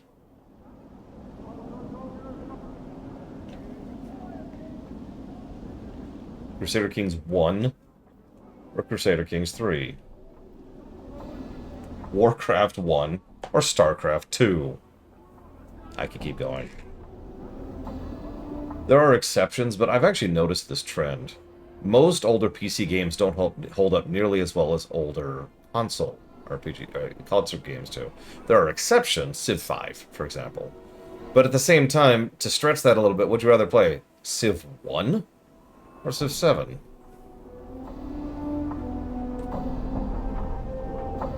For that matter, Master of Orion 3, and so forth and so on. PC games are a lot less cohesive, is what I'm trying to say. There's plenty of eras of console games which are really good and are games that hold up really well now, 40 years later, right? PC games, that's a lot rarer. Pound for pound. It makes sense, though, if you think about it. PC gaming didn't exist until Doom, really. And, yeah, like, I mean, PCs as a concept barely existed in the 80s and 90s. So, computer gaming was so far behind the curve.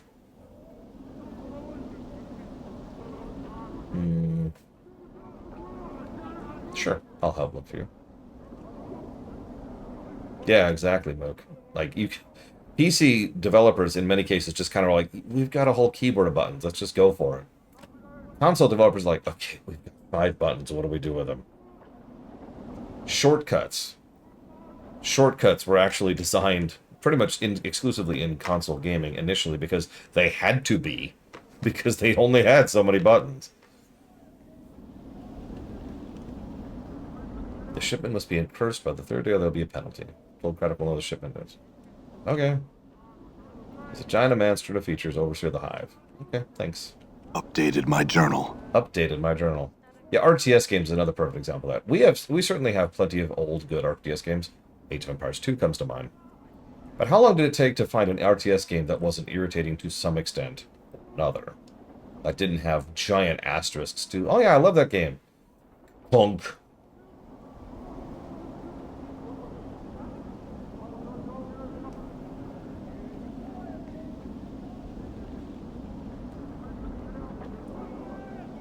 Yeah, that's actually another good comparison. Age of Empires 1 to Age of Empires 2 was a huge jump up in quality. AoE 1, whenever we review it, I don't anticipate will score particularly well. 2... Oh.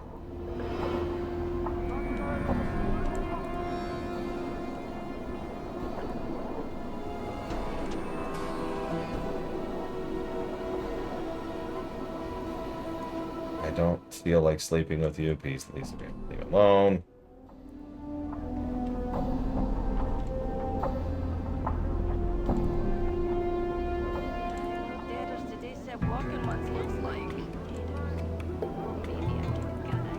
I mean, we actually talked about computer gaming history when we were covering Doom, if you remember.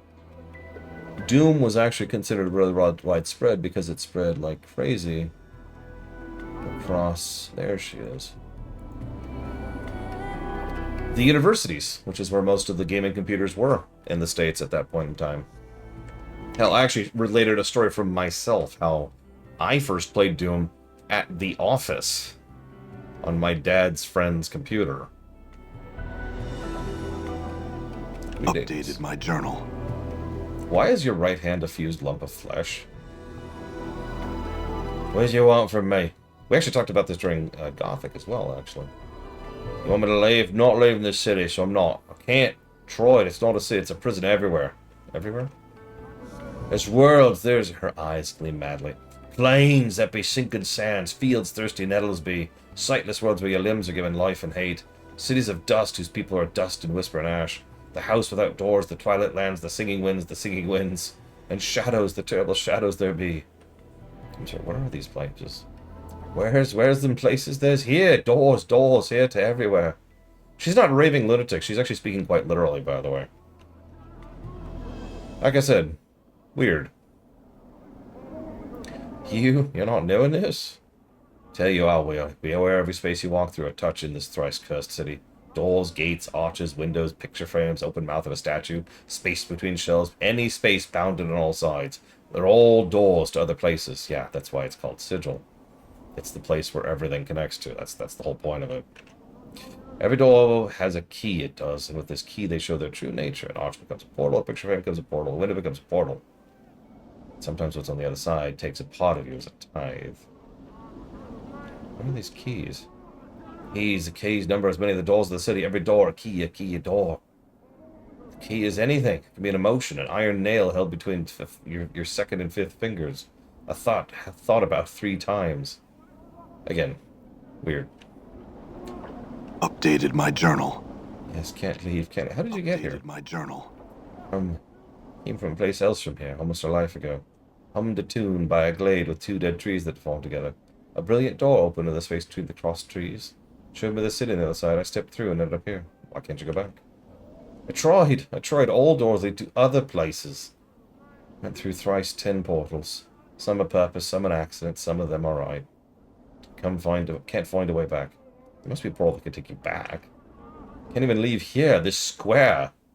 There, the place of death behind the gate waits for me. Can't go anywhere in this city. What do you mean? Anything could be a door, any arch, any door here. It could be a portal, don't know the key, could be sent to another horrible place. I stay away from the closed spaces. Could be doors, could have a key on me and I don't know it. You're afraid to go through any door or arch because it might be a portal. She nods, her teeth chattering. How long have you been afraid of this? Since the last time I walked through the last portal. This place where my hand... She stops.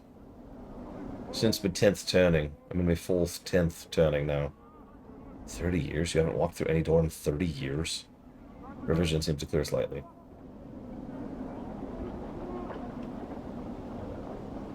If you got here, there must be a portal that can take you back. That's just logic. Her teeth aren't turning because she's cold. They're moving inside her mouth. Her gums twisting as the chief shift about. They rise and recede as you watch, chattering as they rattle against each other. It only takes one portal you step through accident till it drives you. I went through thrice 10, lost my hand, burned my flesh, lost my sense. No more, no more. If I can find some means to help you, I will. Updated my journal. Yeah, by the way, a lot of players I know are like, yeah, let's go to Sigil, and it's like, eh. I mean, you know, that's, I mean, well, there's other options. I'm just saying, there's other places we could go. Slightly less horrifying places we could go.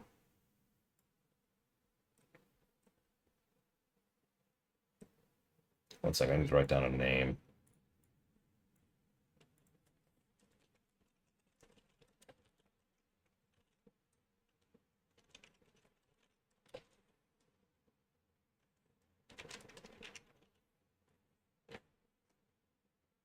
Listen, I think y'all just need to be a little more open-minded. There's nothing wrong with a place where you can get trapped forever, horribly tortured in ways you can barely comprehend, and the best possible way out is to sell your body into servitude so that your undeath will endure forever in the most horrific condition you can imagine. Doesn't that sound wonderful?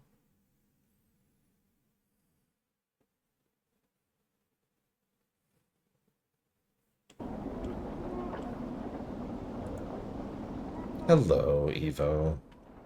Welcome to hell. And trust me, in this setting, this is probably as close to hell as it's getting.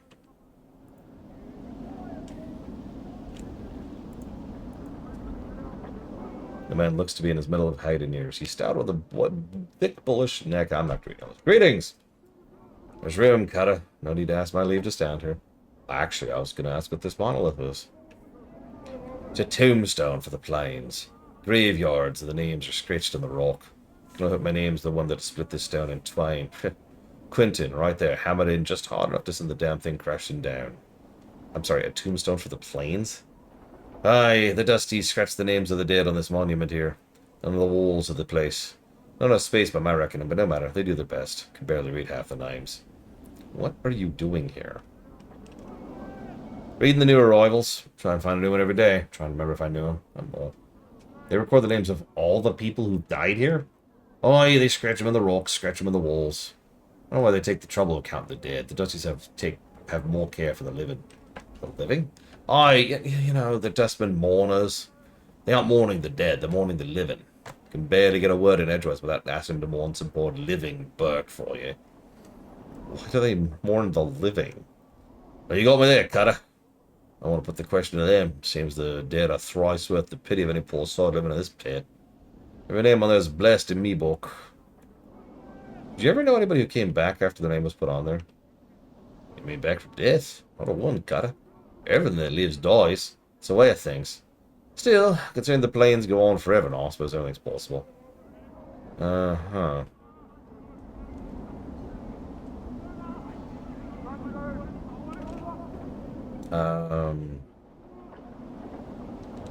I guess that's it.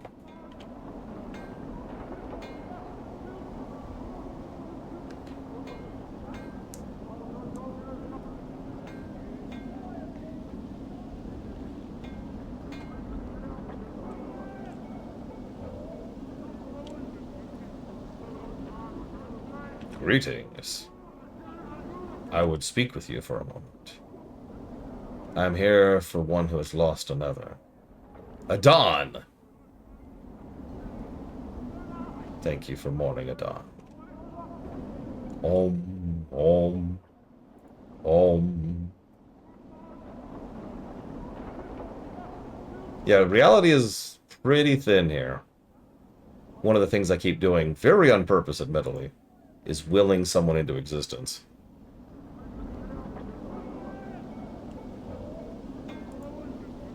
I mean, you can see where I am. There's the mortuary. Here's me. I'm about to be done with the second area, though, here. Would you, mourn a dawn, please? Thank you. Cool. Let's talk to Death of Names, just so we unlock him.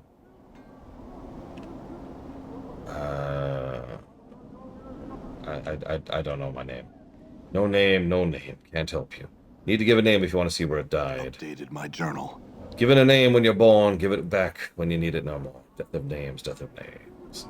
Very many names here, Death of Names has. Tell me a name and I'll show you its grave. Deionarra? I examine the spot. Wow. How about... Doll? Not dead yet. Yeah, let's try another name. Adon? Not dead yet. Alright, sorry for disturbing you. Half-Life was pre-Oblivion. In fact, all the Half-Life stuff was pre-Oblivion at this point. Hey, Evo, updated my journal. The woman's face looks broken, covered in scars. They look like bite marks and fingernail cuts. Greetings. Back! What you want of Sevtai? I'm sorry, what's the matter? What's wrong? Those Chaos Men wrecked my cart! Attacked me, killed 3 of my sisters, and tried to stop them. Not sisters anymore, now they're but names on the wall. Chaos Men. Faction they are. What they are is an addled bunch that runs through the hive and does whatever they please. I never did no harm to them. They lope in like dogs and tear everything apart with their reach. Who are these Chaos Men who attacked you? They're a hiver gang, bunch of addled sods that call themselves the Starved Dogs Barking or some balmy nonsense. Oh, absolutely not, Crazy Horse. I am sufficiently suspicious and hesitant to immediately come up with a code name.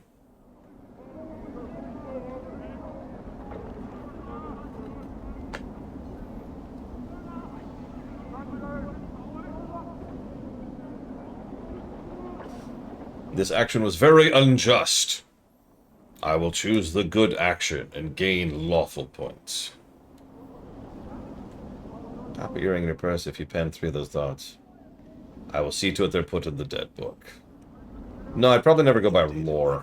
Lore's a weird name anyways. If anything, I'd go by Runner. Okay, we're gonna go southeast first. Get down here. Yeah, that's another thing. In many settings, your true name is something you shouldn't give away. Now, if you'll excuse me, I'm updating my journal. Come along, Morte. Oh god, I'm in combat. I'm in combat. No! Run! Oh my god, please stop trying to have sex with me! Why are there so many harlots and succubi and... I'm gone. I can't think of the word. Concubines? No. Prostitutes? Women who want to have sex for money. Now, what are we doing here?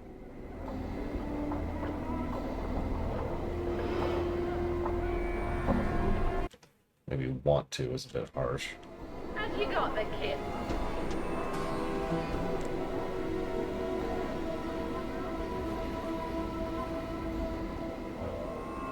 Tired-looking, sorrowful old man who's tapping at an ash tree. Greetings. Oh, greetings to you, friend. How does this day find you? Miserable. Oh, that's too bad, friend. Sorry to hear that. Hope your fortune improves. So how does the day find you? Hi, Eitri. How does this day find you, Eitri? Fortune finds me well, though I'm saddened just the same. It's the trees here in the hive. They're dying, friend, and no one cares. It may not matter to some, but it's important to me. I feel it's a shame to see the last tatters of life and beauty in the ward left uncared for to die. Can you understand that? Yeah. Really? Oh, I mean, wonderful. Maybe you would... In any case. That's good. I suppose you have some questions for me now. Yes, I have some... Well, no, what were you going to ask? It's difficult for anything to survive here. Just look around, you'll see what I mean, friend. I'm not sure if it's possible for the trees to thrive here, even if there's somehow get enough light and clean water. Go on. But if enough people care and want them to live, I just know they'll survive. Yeah, this is a belief equals reality setting, so yeah, Not that my character knows that. I am right, I'm certain of it. That's all I ask you, just care enough for them. Hope for their recovery. I love these dialogue options. Truth! Yes, I'll help you. Lie! Yes, I'll help you. I will help you, for real. Now you've given me back my confidence, my purpose. Perhaps I can find others like you. What about your companions? Morty, what do you think? Oh yeah, sure, what do you think? I'm serious. Morty looks at you while silently nods. Yeah, I can. It is important to you. Thank you. Any change yet? Alright, that's good. Do I need to do I care about anything else you say?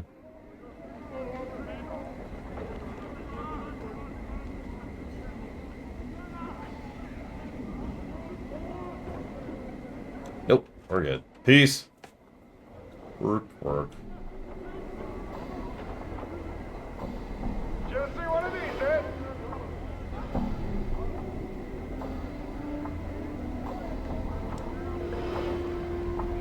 Oh, there's the thug. Hello, thug. Alright, let's do it. Let's do the amazing combat. Oh! I snarl at him. Yarr. And then I kill him. Combat. Damn it.